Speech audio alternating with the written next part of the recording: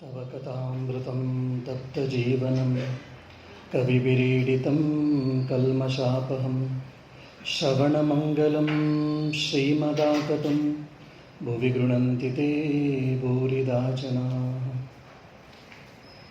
ಆತ್ಮೀಯ ಭಗವದ್ಭಕ್ತರೇ, ಶ್ರೀರಾಮಕೃಷ್ಣ ಕಥಾಮೃತವನ್ನು ರಚಿಸಿದಂತಹ, ಸಂಗ್ರಹ ಮಾಡಿ ರಚಿಸಿದಂತಹ ಮಾಸ್ಟರ್ ಮಹಾಶಯ ಎಷ್ಟೆಲ್ಲ ತಪಸ್ಸನ್ನು ಮಾಡಿದ, ತನ್ನನ್ನು ಹೇಗೆ ತಾನೇ ತಯಾರಿ ಮಾಡಿಕೊಂಡ, ಹಾಗೂ ಯಂತ್ರ ರೂಪದಲ್ಲಿ ತಾನೊಬ್ಬ ಯಂತ್ರ, ಭಗವಂತನ ಉಪಕರಣನಷ್ಟೇ, ನಾನಿದರ ಕರ್ತೃವಲ್ಲ ಅನ್ನುವಂತಹ ಇನ್ಸ್ಟ್ರೂಮೆಂಟಲ್ ಆ್ಯಟಿಟ್ಯೂಡ್ ಅಂತ ನಾವೇನು ಹೇಳ್ತೀವಿ, ಆ ರೀತಿಯ ದೃಷ್ಟಿಕೋನವನ್ನು ಮಾಸ್ಟರ್ ಮಹಾಶಯ ಹೇಗೆ ಇಟ್ಕೊಂಡಿದ್ದ ಅಂತ ಕೂಡ ನಾವು ನೋಡಿದ್ವಿ. ಒಂದೊಂದು ಉಪದೇಶದ ಮೇಲೆ ಶ್ರೀರಾಮಕೃಷ್ಣ ಒಂದೊಂದು ಉಪದೇಶದ ಮೇಲೆ, ಒಂದೊಂದು ಘಟನೆ ಮೇಲೆ ನೂರಾರು ಬಾರಿ, ಸಾವಿರಾರು ಬಾರಿ ಧ್ಯಾನವನ್ನು ಮಾಡಿ ಸ್ಪಷ್ಟವಾಗಿ ಪ್ರತಿಯೊಂದು ಅಂಶವೂ, ಪ್ರತಿಯೊಂದು ವಾಕ್ಯವೂ ಶ್ರೀರಾಮಕೃಷ್ಣ ಹೇಳಿದಂತಹ ಆ ಪದವೇ ಸಿಗುವವರೆಗೂ ಧ್ಯಾನವನ್ನು ಮಾಡಿ ಸಿಕ್ಕದ ಮೇಲೆ ಬರಿತಾ ಇದ್ರು ಅನ್ನುವಂಥದ್ದನ್ನು ನಾವು ನೋಡಿದ್ವಿ. ಪ್ರಾಯಶಃ ಶ್ರೀರಾಮಕೃಷ್ಣರ ಮೇಲೆ ನಮಗೆ ಗೊತ್ತಿರುವ ಹಾಗೆ, ನಮಗೆ ಸಿಕ್ಕಿರುವ ಅಂಕಿಅಂಶಗಳ ಪ್ರಕಾರ ಶ್ರೀರಾಮಕೃಷ್ಣರ ಮೇಲೆ, ವಿಶೇಷವಾಗಿ ಶ್ರೀರಾಮಕೃಷ್ಣ ಉಪದೇಶದ ಮೇಲೆ ಇವರಷ್ಟು ಯಾರೂ ಧ್ಯಾನ ಮಾಡಲಿಲ್ಲ ಅಂತ ಕಾಣ್ತದೆ. ಅಂತಹ ಧ್ಯಾನವನ್ನು ಮಾಡಿ ಏನಾಯ್ತು ಇವರಿಗೆ ಅಂದರೆ ಬ್ರಹ್ಮಜ್ಞಾನ ಆಗ್ಬಿಡ್ತು. ಅವರೇ ಮುಂದೆ ಒಂದು ಕಡೆ ಹೇಳ್ಕೊಳ್ತಾರೆ, ಶ್ರೀರಾಮಕೃಷ್ಣರ ಕೃಪೆಯಿಂದ ನನಗೆ ಭಗವಂತನ ಸಾಕಾರ ದರ್ಶನವೂ ಆಯಿತು, ನಿರಾಕಾರ ದರ್ಶನವೂ ಆಯಿತು ಅಂತ ಹೇಳಿ. ಸಾಕಾರ ದರ್ಶನ, ನಿರಾಕಾರ ಎರಡು ಸಾಮಾನ್ಯ, ನಮಗೆಲ್ಲ ಯಾರಿಗಾದ್ರೂ ಸಾಮಾನ್ಯವಾಗಿ ಭಕ್ತರಿಗೆ ಇಲ್ಲ ಜ್ಞಾನಿಗಳಿಗೆ ಯಾವ್ದಾದ್ರು ಒಂದು ದರ್ಶನ ಆಗುತ್ತೆ, ಯಾವ್ದಾದ್ರು ಒಂದು ರೂಪದ, ಒಂದು ರೀತಿಯಲ್ಲಿ ಧ್ಯಾನ, ಒಂದು ರೀತಿಯ ದರ್ಶನವಾಗ್ತದೆ. ಆದರೆ ಮಾಸ್ಟರ್ ಹೇಳ್ತಾರೆ, ಶ್ರೀರಾಮಕೃಷ್ಣರ ಕೃಪೆಯಿಂದ ನನಗೆ ಸಾಕಾರ ದರ್ಶನವಾಯಿತು ಮತ್ತು ನಿರಾಕಾರ ದರ್ಶನವೂ ಆಯಿತು ಅಂತ. ಮತ್ತು ನಮಗೆ ಅಂಕಿಅಂಶಗಳು ಸಿಗುವ ಪ್ರಕಾರ ನಮ್ಮ ಹಿರಿಯ ಸನ್ಯಾಸಿಗಳು, ರಾಮಕೃಷ್ಣ ಮಠ ಮತ್ತು ಮಿಷನಿನ ಹಿರಿಯ ಸನ್ಯಾಸಿಗಳು ಹೇಳಿರುವ ಪ್ರಕಾರ, ರಾಮಕೃಷ್ಣ ಕಥಾಮೃತವನ್ನು ಅಂದರೆ ರಾಮಕೃಷ್ಣ ವಚನವೇದವನ್ನು ಓದಿ ಹಲವಾರು ಜನ ಸನ್ಯಾಸಿಗಳಾದರು, ಇನ್ನು ಹಲವಾರು ಜನ ಶ್ರೇಷ್ಠ ಭಕ್ತರಾದರು, ಇನ್ನು ಹಲವಾರು ಜನಕ್ಕೆ ಧರ್ಮದ ಮೇಲೆ, ಭಗವಂತನ ಇರುವಿಕೆಯ ಮೇಲಿದ್ದಂತಹ ಎಲ್ಲ ಅಪನಂಬಿಕೆಗಳು, ತಪ್ಪು ನಂಬಿಕೆಗಳು ಇದೆಲ್ಲವೂ ಕೂಡ ಸರಿಯಾಗಿ ಅವರೆಲ್ಲರೂ ಕೂಡ ನಿಜವಾದ ಅರ್ಥದಲ್ಲಿ ಭಕ್ತರಾದರು ಅಂಥೇಳಿ ನಮಗೆ ಸಾಕಷ್ಟು ನಿದರ್ಶನಗಳು ಸಿಗ್ತವೆ. ಸೊ ಈ ರಾಮಕೃಷ್ಣ ವಚನವೇದ ಅನ್ನುವಂಥದ್ದು ಯಾಕಪ್ಪ ಅಂದರೆ, ಮಾಸ್ಟರ್ ಮಹಾಶಯರೇ ಹೇಳ್ತಾರೆ ಒಂದು ಕಡೆ, ಅದೇನಪ್ಪ ಅಂದರೆ ಅದು ಭಾಗವತ ಇದ್ದ ಹಾಗೆ. ನಾವು ವೇದ ಮಂತ್ರಗಳನ್ನು ಯಾವ ಗೌರವದಿಂದ ಕಾಣ್ತೀವೋ ಅದೇ ರೀತಿ ಶ್ರೀರಾಮಕೃಷ್ಣ ವಚನವೇದದಲ್ಲಿರುವಂಥ ಪ್ರತಿಯೊಂದು ಶ್ರೀರಾಮಕೃಷ್ಣ ಉಪದೇಶವೂ ಕೂಡ ವೇದ ಮಂತ್ರಕ್ಕೆ ಸಮ. ಅದು ರಾಮಕೃಷ್ಣ ಭಾಗವತ, ಅದು ಯಾವ ಶಾಸ್ತ್ರಕ್ಕೂ ಕೂಡ ಕಡಿಮೆ ಇಲ್ಲ ಅಂಥೇಳಿ ಮಾಸ್ಟರ್ ಮಹಾಶಯರೇ ಅದರ ಬಗ್ಗೆ ಹೇಳಿದ್ದನ್ನು ಉಂಟು. ಬ್ರಹ್ಮಜ್ಞಾನಿಯಾಗಿದ್ದಂತಹ ಸ್ವಾಮಿ ವಿಜ್ಞಾನಾನಂದಜಿ ಮಹಾರಾಜ್ ರಾಮಕೃಷ್ಣ ಮಹಾಸಂಘದ 4ನೇ ಪರಮಾಧ್ಯಕ್ಷರು. ಇವತ್ತು ರಾಮಕೃಷ್ಣ ಭವ್ಯ ಮಂದಿರವನ್ನು ನಾವು ಬೇಲೂರು ಮಠದಲ್ಲಿ ಏನು ನೋಡ್ತಾ ಇದ್ದೀವೋ ಅದಕ್ಕೆ ಪೂರ್ತಿಯಾಗಿ ರೂಪರೇಖೆಯನ್ನು, ನೀಲಿ ನಕ್ಷೆಯನ್ನು ಅಂದರೆ ಬ್ಲೂ ಪ್ರಿಂಟನ್ನು ಹಾಕಿದವರು ಯಾರಪ್ಪ ಅಂದರೆ ಸ್ವಾಮಿ ವಿಜ್ಞಾನಾನಂದಜಿ ಮಹಾರಾಜ್. ಯಾಕಂದರೆ ಆಗಿನ ಕಾಲದಲ್ಲೇ ಅವರು ಇಂಜಿನಿಯರಿಂಗಲ್ಲಿ ಗೋಲ್ಡ್ ಮೆಡಲಿಸ್ಟ್, ಆಗಿನ ಸಮಯದಲ್ಲಿ ಇಂಜಿನಿಯರಿಂಗ್ ಗೋಲ್ಡ್ ಮೆಡಲಿಸ್ಟ್ ಆಗಿದ್ದು ಇವರು. ಅತ್ಯಂತ ಕಿರಿಯ ವಯಸ್ಸಿನ ರಾಮಕೃಷ್ಣ ಸನ್ಯಾಸಿಗಳಲ್ಲಿ ಇವರು ಅತ್ಯಂತ ಕೆರಿಯರ್ ಆಗಿದ್ದರು. ಶ್ರೀರಾಮಕೃಷ್ಣ ನಿರ್ಯಾಣ ನಂತರ ಆಮೇಲೆ ಬೇಲೂರು ಮಠ ಪ್ರಾರಂಭ 2-3 ವರ್ಷ ಆದಮೇಲೆ ಬಂದು ಇವರು ಸೇರಿಕೊಳ್ತಾರೆ. ಶ್ರೀರಾಮಕೃಷ್ಣ 2-3 ಬಾರಿ ಅಷ್ಟೇ ಕಂಡಿದ್ರು ಇವರು, ಸ್ವಾಮಿ ವಿಜ್ಞಾನಾನಂದಜಿ ಮಹಾರಾಜು. ಆದರೆ ಬ್ರಹ್ಮಜ್ಞಾನಿ ಇವರು ಒಂದ್ಸರಿ ಹೇಳ್ತಾರೆ, ಮಾಸ್ಟರ್ ಮಹಾಶಯ ಬೇಲೂರು ಮಠಕ್ಕೆ ಬಂದಾಗ ನೋಡಿ, ಅಲ್ಲಿ ಮಾಸ್ಟರ್ ಮಹಾಶಯ ಬರ್ತಾ ಇದ್ದಾರೆ, ಕಥಾಮೃತವನ್ನು ರಚಿಸಿದವರು ಅಂತ ಹೇಳಿ ಅಲ್ಲಿದ್ದಂಥ ಸಾಧು ಬ್ರಹ್ಮಚಾರಿಗಳಿಗೆಲ್ಲ ಹೇಳ್ತಾರೆ. ಎಲ್ಲರೂ ಭಕ್ತಿ ಶ್ರದ್ಧೆಯಿಂದ ಅವರನ್ನು ಸ್ವಾಗತ ಮಾಡ್ತಾರೆ. ಮಾಸ್ಟರ್ ಮಹಾಶಯನ ಕೂತ್ಕೊಂಡು ಅವರು ಕಥಾಮೃತದ ಬಗ್ಗೆ ಹೇಳ್ತಾರೆ. ಮಾಸ್ಟರ್ ಮಹಾಶಯರೇ, ನೀವು ಎಷ್ಟು ಅದ್ಭುತವಾಗಿ ಕಥಾಮೃತವನ್ನು ರಚಿಸಿದ್ದೀರಿ, ಅದರಲ್ಲಿ ಎಂಥ ಆಕರ್ಷಣೆ ಎನ್ನುವುದು ಇದೆ ಅಂತ ಹೇಳುವುದು ಮಾತಿನಲ್ಲಿ ಸಾಧ್ಯ ಆಗುವುದಿಲ್ಲ. ನಾನು ಯಾಕೆ ಈ ಮಾತನ್ನು ಹೇಳ್ತಾ ಇದ್ದೀನಿ, ವಿಜ್ಞಾನಾನಂದಜಿ ಮಹಾರಾಜ್ ಹೇಗಿದ್ರಪ್ಪ ಅಂದರೆ, ಸಾಮಾನ್ಯವಾಗಿ ಯಾರ ಹತ್ರ ಕೂಡ ಮಾತೇ ಆಡ್ತಿರಲಿಲ್ಲ ಸರಿಯಾಗಿ. ಅವ್ರ ಆಡುವವ್ರು ಇರ್ತಿದ್ರು. ಬೇಸಿಗೆಗಾಲದಲ್ಲಿ 4-5 ಕೋಟುಗಳು ಹಾಕ್ಕೊಳ್ತಾ ಇದ್ರು, ಚಳಿಗಾಲದಲ್ಲಿ ತೆಳ್ಳಿಗಿರುವ ಶರ್ಟ್ ಹಾಕ್ಕೊಳ್ತಾ ಇದ್ರು. ಈ ರೀತಿ ಎಲ್ಲ ವೈಪರೀತ್ಯ, ಇದು ನೋಡಿದ್ರೆ ಒಬ್ರು ಯಾರೋ ಮೆಂಟಲ್ ಕೇಸ್ ಅಂತ ಅಂದ್ಕೊಳ್ಬೇಕು. ಆ ರೀತಿಯಾದಂಥ ಹೊರಗಡೆಯ ಹಾವಾಭಾವ ಸ್ವಾಮಿ ವಿಜ್ಞಾನಜಿ ಮಹಾರಾಜದ್ದು, ಆದರೆ ಒಳಗಡೆ ಆ ಬ್ರಹ್ಮಜ್ಞಾನದ ನಿರಂತರವಾದ ಅನುಭವ ಇವ್ರದ್ದಾಗಿತ್ತು ಅಂಥವ್ರು ಹೇಳ್ತಾ ಇದ್ದಾರೆ ಈ ಮಾತುಗಳನ್ನೆಲ್ಲ. ಅದನ್ನು ಓದಿದವರೆಲ್ಲ ವಿಸ್ಮಯದಿಂದ ಅವಕ್ಕಾಗಿ ಬಿಡುತ್ತಾರೆ. ಜನರೆಲ್ಲ ಹೇಳುತ್ತಿದ್ದಾರೆ, ಇಂತಹ ಅದ್ಭುತ ಗ್ರಂಥ ಈ ಯುಗದಲ್ಲಿ ಆಗಿಲ್ಲ. ಇನ್ಯಾರಾದರೂ ಈ ರೀತಿಯ ಕಥಾಮೃತವನ್ನು ರಚಿಸಿದರೂ ಕೂಡ ಅದು ನಕಲಿ ಆಗುತ್ತದೆಯೇ ಹೊರತು ಅಸಲಿಯಲ್ಲ. ಮುಂದೆ ಇಂಥ ಗ್ರಂಥ ಬರುತ್ತದೆಯೋ ಇಲ್ಲವೋ ನಮಗೆ ತಿಳಿದಿಲ್ಲ ಅಂತೇಳಿ ಒಬ್ಬ ಬ್ರಹ್ಮಜ್ಞಾನಿಯಾದಂತಹ ಸ್ವಾಮಿ ವಿಜ್ಞಾನಾನಂದಜಿ ಮಹಾರಾಜು ಹೇಳ್ತಾರೆ. ಇಷ್ಟೆಲ್ಲ ಹೇಳಿದಾಗ ಸಾಮಾನ್ಯ ನಮ್ಗೆ ಯಾರಾದರೂ ನಾವೇನಾದರೂ ಒಂದು ಉಪನ್ಯಾಸ ಕೊಟ್ಟಾಗ, ಒಳ್ಳೆ ಪುಸ್ತಕವನ್ನು ಬರೆದಾಗ ಇತ್ಯಾದಿ ನಮ್ಗೆ ಯಾರಾದರೂ ನಮ್ಗೆ ಸಂತೋಷ ಆಗುತ್ತೆ. Thank you for your complimentary talk, or thank you for your words, sweet words ಅಂತೆಲ್ಲ ನಾವೆಲ್ಲ ಸಾಮಾನ್ಯವಾಗಿ ಹೇಳ್ತೀವಿ. ಆದರೆ ಮಾಸ್ಟರು ಕೈ ಮುಗ್ದು ಹೇಳ್ತಾರೆ, ನಾನಲ್ಲ ಅವರು. ಎಂತಹ ಮಾತು!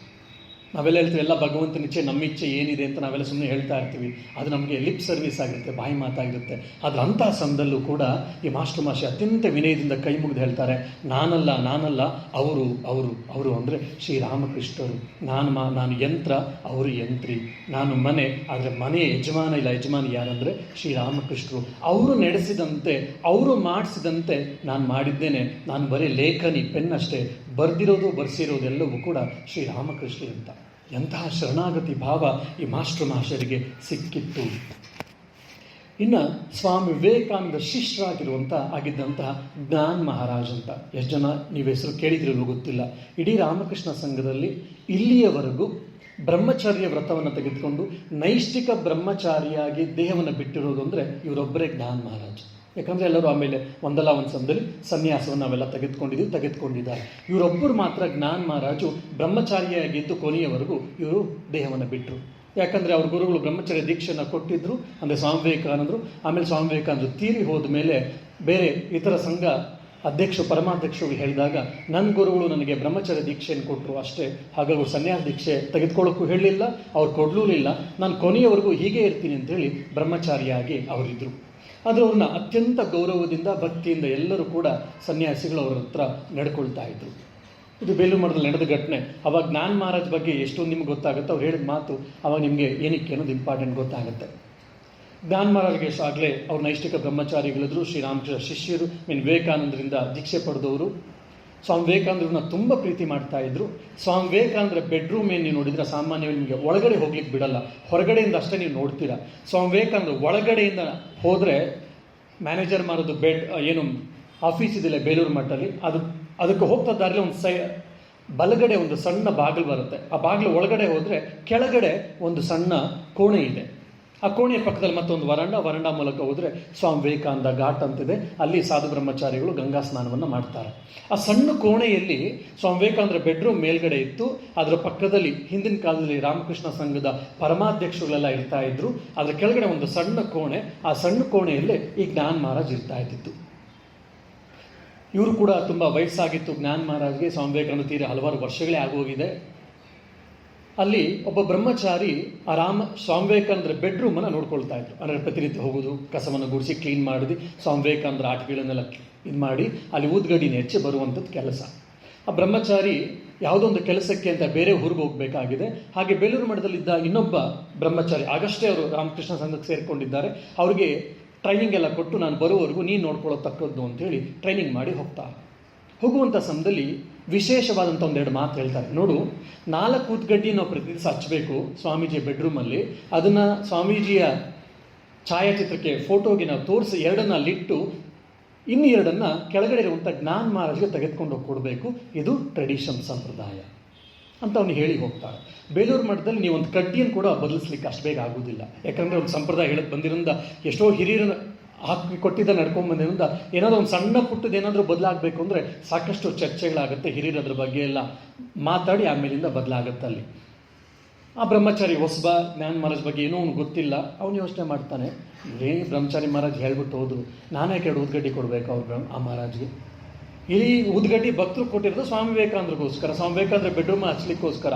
ಆ ಊದ್ಗಡ್ಡಿ ನಾನೇ ಯಾಕೆ ಜ್ಞಾನ್ ಮಹಾರಾಜ್ ಕೊಡಬೇಕು ಅಂಥೇಳಿ ಅವನ ಅತಿರೇಕದಿಂದ ಇಲ್ಲ ಯಾವುದೋ ಒಂದು ಆಲೋಚನೆಯಿಂದ ಅವ್ನು ಕೊಡಲಿಲ್ಲ. ಅವನು 2 ಊದ್ಗಡ್ಡಿ ಹಚ್ಚದ, ಆ ರೂಮಲ್ಲಿ ಇಟ್ಟ, ಕೆಳಗಡೆ ಇಳಿದು ಬಂದ.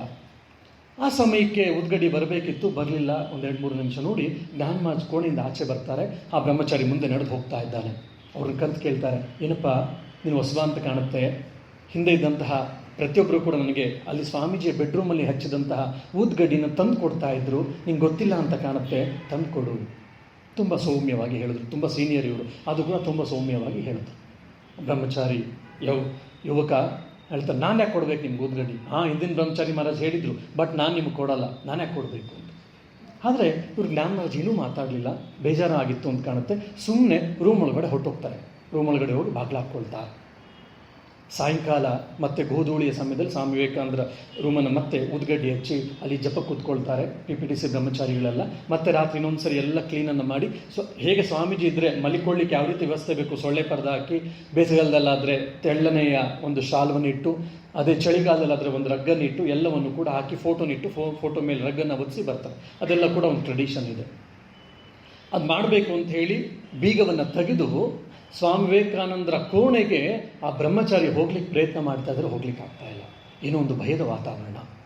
ಯಾರೋ ಒಂದು ತುಂಬ ಕೋಪದಿಂದ ಒಂದು ವ್ಯಾಘ್ರ ಮುಖದಂತೆ ಕಾಣ್ತಾ ಇದ್ದಾರೆ ಬ್ರಹ್ಮಚಾರಿಗಳು. ಒಂದೆರಡು ಸರಿ ಏನೋ ನನಗೇನೋ ಆಗ್ತಾ ಇದೆ, ಮೋಸ್ಟ್ಲಿ ಏನೋ ಸ್ವಪ್ನನೂ ಇಲ್ಲ, ಏನೋ ಇರಬೇಕು ಅಂತೇಳಿ ಸುಮ್ಮನೆ ಮತ್ತೆ ಹೋಗ್ಲಿಕ್ಕೆ ಆಗ್ತಿಲ್ಲ. 2ನೇ ಸರಿ ಮಾಡಿದ್ರು, 3ನೇ ಸರಿ ಹೊಡೆದ್ರೆ ಸ್ವಾಮಿ ವಿವೇಕಾನಂದರು ತುಂಬ ಕೋಪ ಮಾಡಿಕೊಂಡು ಅವನ ಕತ್ತಿಟ್ಟು ಆಚೆಗೆ ನುಗ್ತಾ ಇದ್ದಾರೆ. 3ನೇ ಸರಿ ಪ್ರಯತ್ನ ಮಾಡ್ತಾರೆ ಜ್ಞಾನಮಾರ. ಆ ಬ್ರಹ್ಮಚಾರಿ ಹಾಗೆ ಆಯಿತು. ಮತ್ತೊಮ್ಮೆ ಪ್ರಯತ್ನ ಮಾಡಿದ್ರು, ಮಗದೊಮ್ಮೆ ಪ್ರಯತ್ನ ಮಾಡಿದ್ರು. ಆದರೂ ಕೂಡ ಸ್ವಾಮಿ ವಿವೇಕಾನಂದರು ತುಂಬ ಕೋಪದ ಮುಖದಿಂದ ಆ ಬ್ರಹ್ಮಚಾರಿನ ಆಚೆಗೆ ನುಗ್ತಾ ಇದ್ದಾರೆ. ಅದು ಯಾವಾಗ 2-3 ಬಾರಿ ಮತ್ತೆ ಈ ಅನುಭವ ಆಯಿತು, ಆವಾಗ ಬ್ರಹ್ಮಚಾರಿಗೆ ಭಯ ಆಗಲಿಕ್ಕೆ ಪ್ರಾರಂಭ ಆಯಿತು. ನನ್ನಿಂದ ಏನೋ ತಪ್ಪಾಗಿದೆ. ಕೊನೆಗೆ ಹೋಗಿ ಹಿರಿಯ ಸನ್ಯಾಸಿಗಳ ಹತ್ರ ಕೇಳಿದಾಗ ಅವ್ರು ಹೇಳ್ತಾರೆ, ನೀನೇನೋ ತಪ್ಪು ಮಾಡಿದ್ಯಾ, ಹಾಗಾಗಿ ಸ್ವಾಮೀಜಿ ನಿಮಗೆ ಶಿಕ್ಷೆ ಕೊಡ್ತಾ ಇದ್ದಾರೆ. ಏನೇನು ಮಾಡಿದ್ಯಾ ಹೇಳು. ಏನು ಮಾಡಲಿಲ್ಲ ತಪ್ಪು. ಇಲ್ಲ ನೀ ಏನೋ ಮಾಡಿದೆ ಹೇಳು ಅಂತ ಹಿರಿಯ ಸನ್ಯಾಸಿಗಳು ಕೇಳಲಿಕ್ಕೆ ಪ್ರಾರಂಭ ಮಾಡ್ತಾರೆ. ಆವಾಗ ಎಷ್ಟೆಲ್ಲ ಏನೆಲ್ಲ ಕೇಳ್ತಾ ಕೊನೆಗೂ ನೆನಪಾಗುತ್ತೆ, ಹಿಂದಿನ ಬ್ರಹ್ಮಚಾರಿಗಳು 2 ಉದ್ಗಡ್ಡಿನ ಹಚ್ಚಿನ 2 ಉದ್ಗಡ್ಡಿನ ಆ ಜ್ಞಾನ ಮಹಾರಾಜ್ ಕೊಡಬೇಕು ಅಂತ ಹೇಳಿದರು, ನಾನು ಕೊಡ್ತಾ ಇಲ್ಲ, ಅದೊಂದು ತಪ್ಪಾಗಿರ್ಬೋದು ಏನು. ಅದು ತಪ್ಪಾಗಿರ್ಬೋದೇನಲ್ಲ, ಅದೇ ತಪ್ಪು. ಸ್ವಾಮಿ ವಿವೇಕಾನಂದರು ಈ ಜ್ಞಾನ ಮಹಾರಾಜನ ಅತ್ಯಂತ ಪ್ರೀತಿಯಿಂದ ಪ್ರೀತಿಸ್ತಾ ಇದ್ರು. ಅಲ್ಲಿ ಜ್ಞಾನ ಮಹಾರಾಜ್ ಉದ್ಗಡ್ಡಿ ಬೇಕಾದ್ರೆ ಉದ್ಗಡ್ಡಿ ಪ್ಯಾಕೆಟ್ಗಳು ಬೇಕಾದಷ್ಟು ಸಿಗುತ್ತೆ. ಆದರೆ ಯಾವುದೋ ಒಂದು ದೃಷ್ಟಿಕೋನದ ಭಕ್ತಿ ಶ್ರದ್ಧೆಯಿಂದ ಅದನ್ನು ಸ್ವೀಕರಿಸ್ತಾ ಇದ್ದಾರೆ. ಸ್ವಾಮೀಜಿಯವ್ರನ್ನ ತುಂಬ ಪ್ರೀತಿಸ್ತಾ ಇದ್ರು. ಹಾಗಾಗಿ ನೀವು ಊದ್ಗಡ್ಡಿ ಕೊಡದೆ ಸ್ವಾಮೀಜಿಯ ಕೋಪಕ್ಕೆ ಬಲಿಯಾಗಿದೆಯಾ? ಏನು ಮಾಡೋದು ಈಗ? ಜ್ಞಾನ ಮಹಾರಾಜ್ ಒಬ್ಬರೇ ನಿಮ್ಮನ್ನು ಕಾಪಾಡೋಕ್ಕಾಗುತ್ತೆ. ಈಗ ಜ್ಞಾನ ಮಹಾರಾಜ್ ಹೋಗಿ ಕ್ಷಮಾಪಣೆ ಕೇಳಿ. ಸೊ ಬಾಗಿಲು ತೋಡ್ತಾನೆ ಬ್ರಹ್ಮಚಾರಿ, ಹೋಗ್ತಾರೆ ಜ್ಞಾನ ಮಹಾರಾಜ್, ಹಿಂಗಾಗ್ತಿದೆ, ದಯವಿಟ್ಟು ನೀವು ಕ್ಷಮಿಸಿ ಅಂತೆಲ್ಲ ಹೇಳಿ. ಆಮೇಲೆ ಜ್ಞಾನ ಮಹಾರಾಜು, ನನಗೆ ಊದ್ಗಡ್ಡಿ ಬೇಕು, ನಾನು ಕೇಳ್ತಿರ್ಲಿಲ್ಲ, ಇದು ಯಾವ ಕಾರಣಕ್ಕೆ ಅಂತೆಲ್ಲ ಎಕ್ಸ್ಪ್ಲೈನ್ ಮಾಡ್ತಾರೆ.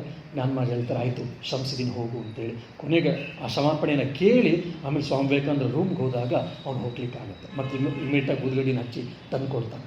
ಅಂದರೆ ಜ್ಞಾನ ಮಹಾರಾಜ್ ಅಂತ ಏನು ನಾವು ಬ್ರಹ್ಮಚಾರಿ ಜ್ಞಾನ ಮಹಾರಾಜ್ ಅಂತ ಹೇಳ್ತೀವಲ್ಲ, ಅವರು ಆಧ್ಯಾತ್ಮಿಕವಾಗಿ ಅಷ್ಟು ಮುಂದುವರೆದಿದ್ದರು. ಸ್ವಾಮಿ ವಿವೇಕಾನಂದರು ಅಷ್ಟು ಪ್ರೀತಿಸ್ತಾ ಇದ್ರು. ಅಂತಹ ಜ್ಞಾನ ಮಹಾರಾಜು ಒಂದು ಸರಿ ಹೇಳ್ತಾರೆ, ಏನಪ್ಪ ಅಂದರೆ ರಾಮಕೃಷ್ಣ ಕಥಾಮೃತದ ಬಗ್ಗೆ. ಭಾಗವತ ಉತ್ಸವ ಅಂತ ವೈಷ್ಣವ ಮಠಗಳಲ್ಲಿ ನಡೀತದೆ. ಅಂದರೆ ಯಾವತ್ತೂ ಭಾಗವತ ಗ್ರಂಥ ರಚನೆ ಆಯಿತು ಅಂತೇಳಿ ನಮಗೆ ಸಿಗುತ್ತೋ ಆ ತಿಥಿಯಂದು ಭಾಗವತ ಉತ್ಸವ ನಡೀತದೆ. ಯಾಕಂದರೆ ಅದು ಭಾಗವತ ಮತ್ತು ಕೃಷ್ಣ ಎರಡಲ್ಲೂ ಅಭೇದ. ಅದನ್ನೇ ಇಟ್ಕೊಂಡು, ಆ ಸಂಪ್ರದಾಯವನ್ನು ಇಟ್ಕೊಂಡು ಜ್ಞಾನ ಮಹಾರಾಜ್ ಹೇಳ್ತಾರೆ, ಕಥಾಮೃತದ ಪ್ರಥಮ ಭಾಗ ಯಾವಾಗ ಅದು ಮುದ್ರಣಗೊಂತೋ, ಯಾವತ್ತು ನಮ್ಮ ಕೈಗೆ ಸಿಕ್ತೋ ಆ ದಿನದಂದು ಕಥಾಮೃತ ಉತ್ಸವ ಪ್ರಾರಂಭ ಆಗಬೇಕು ಅಂತ ಹೇಳಿ. ಪ್ರಾಯಶಃ ಇನ್ನೂ ಇವತ್ತುವರೆಗೂ ಇದು ನನಸಾಗಿಲ್ಲ, ಯಾವಾಗ ಆಗುತ್ತೋ, ಯಾವಾಗ ಪ್ರಾಯಶಃ ಯಾವುದೋ ಒಂದು ದಿವಸದಲ್ಲಿ ಇದು ಪ್ರಾರಂಭ ಆಗ್ಬೋದು. ಕಥಾಮೃತ ಮೊದಲೇ ಗ್ರಂಥ ಯಾವತ್ತು ಮುದ್ರಣ ಆಗಿ ಆಚೆಗೆ ಬಂತೋ ಆ ದಿವಸ ಕಥಾಮೃತ ಉತ್ಸವ ಆಗಬೇಕು. ಯಾಕಂದರೆ ಈ ಕಥಾಮೃತದ ವಾರಿಯಲ್ಲಿ, ಕಥಾಮೃತದ ಗಂಗೆಯಲ್ಲಿ ಮಿಂದು ನನ್ನಂಥ ನಿಮ್ಮಂಥ 100,000 ಜನರು ಕೃತಕೃತ್ಯತೆಯನ್ನು ಹೊಂದ್ತಾ ಇದ್ದಾರೆ, ಪುಣ್ಯವನ್ನು ಹೊಂದ್ತಾ ಇದ್ದಾರೆ, ಭಗವಂತನ ಸಾಕ್ಷಾತ್ಕಾರವನ್ನು ಪಡೀತಾ ಇದ್ದಾರೆ, ಭಗವಂತ ಮೇಲೆ ಶ್ರದ್ಧೆ, ನಂಬಿಕೆ, ವಿಶ್ವಾಸಗಳನ್ನು ಹೆಚ್ಚೆಚ್ಚು ಪಡ್ಕೊಳ್ತಾ ಇದ್ದಾರೆ ಅಂತ ಹೇಳಿ ಈ ರಾಮಕೃಷ್ಣ ಕಥಾಮೃತದ ಬಗ್ಗೆ ಹೇಳ್ತಾರೆ. ಇನ್ನು ಈ ಮಾಸ್ಟರ್ ಮಹರ್ಷಿನ ಆಲೋಚನೆ ಹೇಗಿತ್ತು? ಯಾರಾದರೂ ಹೊಗಳಿದ್ರು ಅಂತಂದರೆ, ರಾಮಕೃಷ್ಣ ಕಥಾಮೃತದ ಬಗ್ಗೆ ಯಾರಾದರೂ ಹೊಗಳಿದ್ರು ಅಂತಂದರೆ, ಮಾಸ್ಟರ್ ಮಹರ್ಷಿಯ ಮನಸ್ಸಲ್ಲಿ ಅಂದ್ಕೊಳ್ತಾ ಇದ್ದ, ಶ್ರೀರಾಮಕೃಷ್ಣರ ಸ್ತೋತ್ರ ನಡೀತಾ ಇದೆ. ಇನ್ನು ಯಾರಾದರೂ ರಾಮಕೃಷ್ಣ ವಚನ ವೇದಿಕೆ ತುಂಬ ಭಕ್ತಿಯನ್ನು, ಗೌರವವನ್ನು ತೋರಿಸಿದ್ರೆ ಶ್ರೀರಾಮಕೃಷ್ಣರಿಗೆ ಮಾನಸಿಕ ಪೂಜೆ ನಡೀತಾ ಇದೆ ಅನ್ನುವಂತಹ ದೃಷ್ಟಿಕೋನವನ್ನು, ಆಲೋಚನೆಯನ್ನು, ಚಿಂತನೆಯನ್ನು ಈ ಮಾಸ್ಟರ್ ಮಹಾಶಯ ಮಾಡ್ತಾ ಇದ್ದ. ಇಷ್ಟೆಲ್ಲ ಮಾಸ್ಟರ್ ಮಹಾಶಯ ಉಂಟಾಗಲಿಕ್ಕೆ ಅವನಲ್ಲಿ ಏನು ಕಾರಣ? ಈ ರಾಮಕೃಷ್ಣ ಕಥಾಮೃತವು ಕೂಡ ಅಷ್ಟೇ ಪವಿತ್ರವಾಗಿ, ಅಷ್ಟೇ ಶಕ್ತಿಯುತವಾದ ಆಗಲಿಕ್ಕೆ ಕಾರಣ ಏನಪ್ಪ ಅಂದರೆ, ಆ ಮಾಸ್ಟರ್ ಮಹಾಶಯನ ವ್ಯಕ್ತಿತ್ವದಲ್ಲಿ ಇದ್ದಂತಹ ದೈವಿ ಗುಣಗಳು ಎಂಥವು? ನಿಷ್ಠೆ, ಪ್ರಾಮಾಣಿಕತೆ, ಸತ್ಯಸಂಧತೆ, ಭಗವಂತನ ಮೇಲಿದಂಥ ಅಚಲವಾದ ನಂಬಿಕೆ, ವಿಶ್ವಾಸ, ಭಗವಂತನ ದರ್ಶನವನ್ನು ಕಾಣ್ಬೋದು ಇವನ ಮಾತಿನಲ್ಲಿ, ಶ್ರೀರಾಮಕೃಷ್ಣ ಮಾತಿನಲ್ಲಿದ್ದಂಥ ಅಚಲವಾದ ವಿಶ್ವಾಸ, ನಂಬಿಕೆ ಮತ್ತು ನಿಸ್ವಾರ್ಥತೆ. ಹೆಸರು ಕೀರ್ತಿಗೋಸ್ಕರ, ಹಣಕ್ಕೋಸ್ಕರ, ಇನ್ಯಾವುದಕ್ಕೋಸ್ಕರ ಈ ವಚನ ವೇದವನ್ನು ಮಾಸ್ಟರ್ ಮಹಾಶಯ ಬರಲಿಲ್ಲ. ಯಾವುದೇ ಸ್ವಾರ್ಥ ಭಾವನೆ, ಯಾವುದೇ ಎಕ್ಕಷ್ಟಿ ಸ್ವಾರ್ಥ ಭಾವನೆಯೂ ಇದರಲ್ಲಿ ಇರಲಿಲ್ಲ. ಸಂಪೂರ್ಣವಾಗಿ ನಿಸ್ವಾರ್ಥ ಭಾವನೆ. ಮತ್ತಿನ್ನೊಂದೇನಪ್ಪ ಅಂದರೆ ಇಷ್ಟ ದೇವರ, ತನ್ನ ಗುರುದೇವರ ಪೂಜೆ ಅಂತೇಳಿ ಮಾಸ್ಟರ್ ಮಹಾಶಯರು ಈ ಕಥಾಮೃತವನ್ನು ಅವರ ಆದೇಶದ ಮೇಲೆ ಬರೆದಿದ್ದು. ಹಾಗಾಗಿ ಈ ಕಥಾಮೃತದ ಮೇಲೆ ಅಷ್ಟೆಲ್ಲ ಪ್ರಭಾವ ನಮ್ಗೆ ಇವತ್ತು ಕೂಡ ಓದ್ತಾ ಇದ್ದರೆ ಪ್ರತಿಯೊಬ್ಬರಿಗೂ ಆಗುತ್ತೆ. ಮತ್ತೆ ವಯಸ್ಸಾಗ್ತಾ ಬಂದಂಥ ಮಾಸ್ಟರ್ ಮಹಾಶಯ ತನ್ನ ಜೀವನವನ್ನು ಹೇಗೆ ಮಾಡ್ತಿದ್ದ. ಇಲ್ಲಿವರೆಗೆಲ್ಲ ಗಟ್ಟಿಮುಟ್ಟಾಗಿದ್ದ. 50-60 ವರ್ಷ ಆಗ್ತಾ ಬಂದಿದೆ ಮಾಸ್ಟರ್ ಮಹಾಶಯನಿಗೆ. ಈ 60 ಹಾಗೆ ಅರಳು ಮರಳು ಅಂತೆಲ್ಲ ನಾವು ಹೇಳ್ತೀವಿ. ಇಷ್ಟೆಲ್ಲ ಅವನಿಗೆ ಹೆಸರು ಕೀರ್ತಿ ಬಂದಿದೆ. ಇಷ್ಟೆಲ್ಲ ಆದರೂ ಕೂಡ ಇಂತಹ 60ರ ವೃದ್ಧಾಪ್ಯದಲ್ಲೂ ಕೂಡ ಮಾಸ್ಟರ್ ಮಹಾಶಯ ಹೇಗಿರ್ತಿದ್ದ. ಅವನಿಗೆ ಸ್ವಲ್ಪ ಕಾಲ್ನೋವು ಪ್ರಾರಂಭ ಆಗಿತ್ತು. 4ನೇ ಮಹಡಿಯಲ್ಲಿ ಅವನು ಇರ್ತಾ ಇದ್ದಿದ್ದು. ಆದರೂ ಕೂಡ ಪ್ರತಿನಿತ್ಯ ಹತ್ತಿ ಇಳಿತಾ ಇದ್ದ. ಸೊ ಆ ಶರೀರದ ಸಣ್ಣ ಪುಟ್ಟ ವ್ಯಾಧಿಗಳು ಇವನಿಗೂ ಕೂಡ ಮಾಸ್ಟರ್ನ ಕಾಡಿಸ್ಲಿಕ್ಕೆ ಪ್ರಾರಂಭ ಆಗಿತ್ತು ತನ್ನ 60ನೇ ವಯಸ್ಸಿನಲ್ಲಿ. ಅಂತಹ ಸಮಯದಲ್ಲಿ ಮಾಸ್ಟರ್ ಮಹಾಶಯನ ದಿನಚರಿ ಹೇಗಿತ್ತು, ಅವನ ಆಲೋಚನೆ ಹೇಗಿತ್ತು, ಅವನ ಚಿಂತನೆ ಹೇಗಿತ್ತು, ಅವನ ಜೀವನ ಶೈಲಿ ಏನಾಗಿತ್ತು ಅಂದರೆ ಒಂದೇ ಪದದಲ್ಲಿ, ಒಂದೇ ವಾಕ್ಯದಲ್ಲಿ ಏನಂದರೆ ಅಂತಹ ಸಮಯದಲ್ಲೂ ಕೂಡ ಅವನ ಜೀವನ ರಾಮಕೃಷ್ಣಮಯವಾಗಿತ್ತು. ಅಂತಹ ವೃದ್ಧಾಪ್ಯ ಪ್ರಾರಂಭ ಆಗಿದ್ರು, ಅಂತಹ ಸಣ್ಣ ಪುಟ್ಟ ಕಾಯಿಲೆಗಳು ಪ್ರಾರಂಭ ಆಗಿದ್ರು ಕೂಡ ಅಂತಹ ಸಮಯದಲ್ಲೂ ಕೂಡ ಅವನ ಜೀವನ ಶ್ರೀರಾಮಕೃಷ್ಣಮಯವಾಗಿತ್ತು. ಯಾಕೆ? ಅವನು ಯಾವಾಗಲೂ ಏನು ಮಾಡ್ತಾ ಇದ್ದ? ಶ್ರೀರಾಮಕೃಷ್ಣರ ರೂಪ ಧ್ಯಾನ, ಶ್ರೀರಾಮಕೃಷ್ಣ ಭಾವಚಿತ್ರ ನಾವೇನು ಕಾಣ್ತೀವಲ್ಲ ಅದ್ರ ಮೇಲೆ ಯಾವಾಗಲೂ ಧ್ಯಾನವನ್ನು ಮಾಡ್ತಾ ಇದ್ದ ಸಮಯ ಸಿಕ್ಕಿದಾಗ. ಇನ್ನು ಶ್ರೀರಾಮಕೃಷ್ಣರ ವಚನ ಧ್ಯಾನ, ವಚನ ಅಂದರೆ ಉಪದೇಶ, ಶ್ರೀರಾಮಕೃಷ್ಣ ಉಪದೇಶಗಳ ಮೇಲೆ ನಿರಂತರವಾಗಿ ಧ್ಯಾನವನ್ನು ಮಾಡ್ತಾ ಇದ್ದರು. ಇನ್ನೊಂದು ಲೀಲಾ ಧ್ಯಾನ. ಶ್ರೀರಾಮಕೃಷ್ಣ ದಕ್ಷಿಣೇಶ್ವರದಲ್ಲಿ ಕೂತಿದ್ದಾರೆ. ಇವತ್ತು ಮಾರ್ಚ್ 1ನೇ ತಾರೀಕು ನಾನು ದಕ್ಷಿಣೇಶ್ವರಕ್ಕೆ ಹೋಗಿದ್ದೆ. ದಕ್ಷಿಣೇಶ್ವರಕ್ಕೆ ಈ ಬಾಗಿಲಿಂದ ಹೋಗಿದ್ದೆ. ಮಾಸ್ಟರ್ ಮಹಾಶಯ ನಾನು ಹೋಗಿದ್ದೆ. ಶ್ರೀರಾಮಕೃಷ್ಣರು ಚಿಕ್ಕ ಮಂಚದ ಮೇಲೆ ಕೂತಿದ್ದಾರೆ. ಯಾವ್ಯಾವ ಭಕ್ತರು ಎಲ್ಲ ಬಂದಿದ್ರು. ಅವತ್ತು ಶ್ರೀರಾಮಕೃಷ್ಣ ಏನೇನು ಮಾತಾಡಿದ್ರು, ನಮಗೆಲ್ಲ ಏನೇನು ಅನುಭವ ಆಯಿತು ಅನ್ನೋಂಥದ್ದು ಅಷ್ಟನ್ನು ಕೂಡ ಅವನ ಕಣ್ಣಿನ ಮುಂದೆ ತಂದುಕೊಳ್ತಾ ಇದ್ದ ಮಾಸ್ಟರ್ ಮಹಾಶಯ. ಅದಕ್ಕೆ ಇದನ್ನೇ ಲೀಲಾ ಧ್ಯಾನ ಅಂತ ಹೇಳುವಂಥದ್ದು. ಈ ರೀತಿ ರೂಪಧ್ಯಾನ, ವಚನ ಧ್ಯಾನ, ಲೀಲಾ ಧ್ಯಾನ, ಇಲ್ಲ ಶ್ರೀರಾಮಕೃಷ್ಣನ ಗುಣಗಾನ, ಗುಣಧ್ಯಾನ. ಶ್ರೀರಾಮಕೃಷ್ಣನ ಎಂತೆಂಥ ನಿರಂಜನ, ಇಲ್ಲ ಅವರಿದ್ದಂಥ ತ್ಯಾಗ, ಅವರಿದ್ದಂಥ ವೈರಾಗ್ಯ, ಅವರಿದ್ದಂಥ ಭಕ್ತಿ, ಅವರಿದ್ದಂಥ ಸತ್ಯ, ಇಂತಹ ಒಂದೊಂದು ಶ್ರೀರಾಮಕೃಷ್ಣರ ಗುಣವನ್ನು ಕೂಡ ತೆಗೆದುಕೊಂಡು ಅದಕ್ಕೆ ಸಂಬಂಧಪಟ್ಟ ಘಟನೆಗಳನ್ನು ಕೂಡ ಇದರ ಮೇಲೆ ಕುರಿತು ಧ್ಯಾನವನ್ನು, ಚಿಂತನೆಯನ್ನು, ಆಲೋಚನೆಯನ್ನು ಮಾಸ್ಟರ್ ಮಹಾಶಯ ಬರೀ ಬೆಳಗ್ಗೆ ಸಂಜೆನೋ 1 ಗಂಟೆಗೋ ಇಲ್ಲ ಅರ್ಧ ಗಂಟೆಗೋ 1/4 ಗಂಟೆಗೋ ಸೀಮಿತವಾಗಿರಲಿಲ್ಲ. ಬೆಳಗ್ಗೆ ಎದ್ದಾಗಿಂದ ರಾತ್ರಿವರೆಗೂ ಅವನ ಜೀವನವನ್ನು ಮಾಡಿದ್ದ. ಅವನು ಹೇಳ್ತಾ ಇದ್ದ, ನನ್ನ ಬಾಳಿನ ಏಕಮಾತ್ರ ಉದ್ದೇಶ, ನನ್ನ ಎಲ್ಲ ಸಂತೋಷಗಳ ಮೂಲ ಶ್ರೀರಾಮಕೃಷ್ಣರು.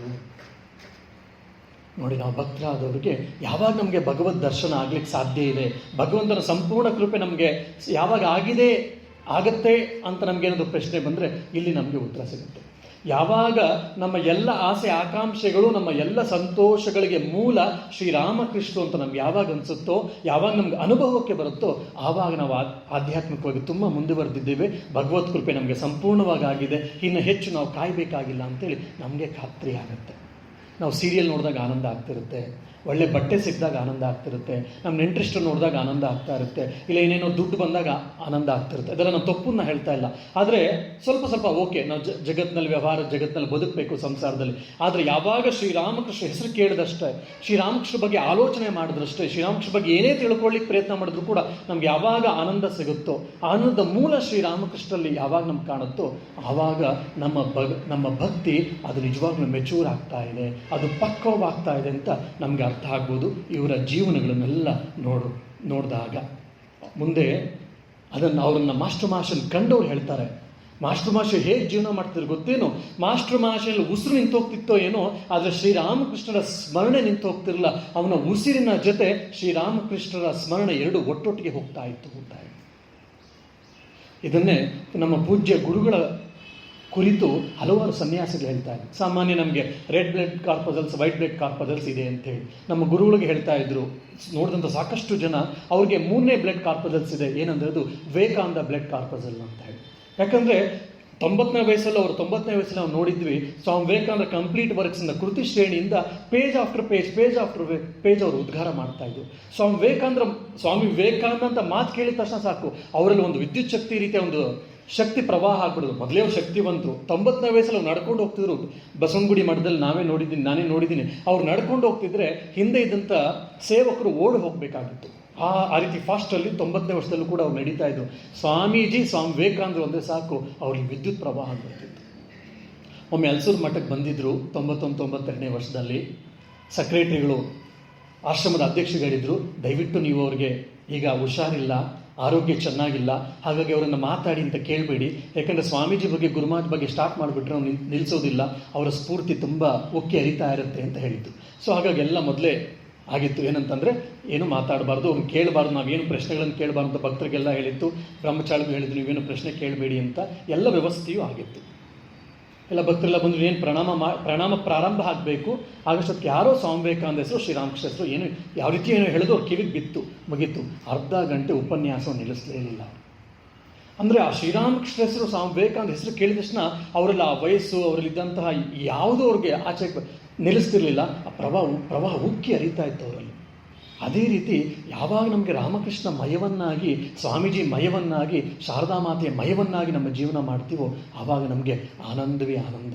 ಅಂಥ ಆನಂದ ಪಡ್ಕೊಳ್ಳಿಕ್ಕೋಸ್ಕರ ನಾವು ಈ ರೀತಿಯಾದಂಥ ಆಲೋಚನೆಗಳ, ಚಿಂತನೆಗಳನ್ನು, ಸತ್ಸಂಗಗಳನ್ನು ಮತ್ತೆ ಮತ್ತೆ ಮಾಡ್ತಾ ಇರಬೇಕು.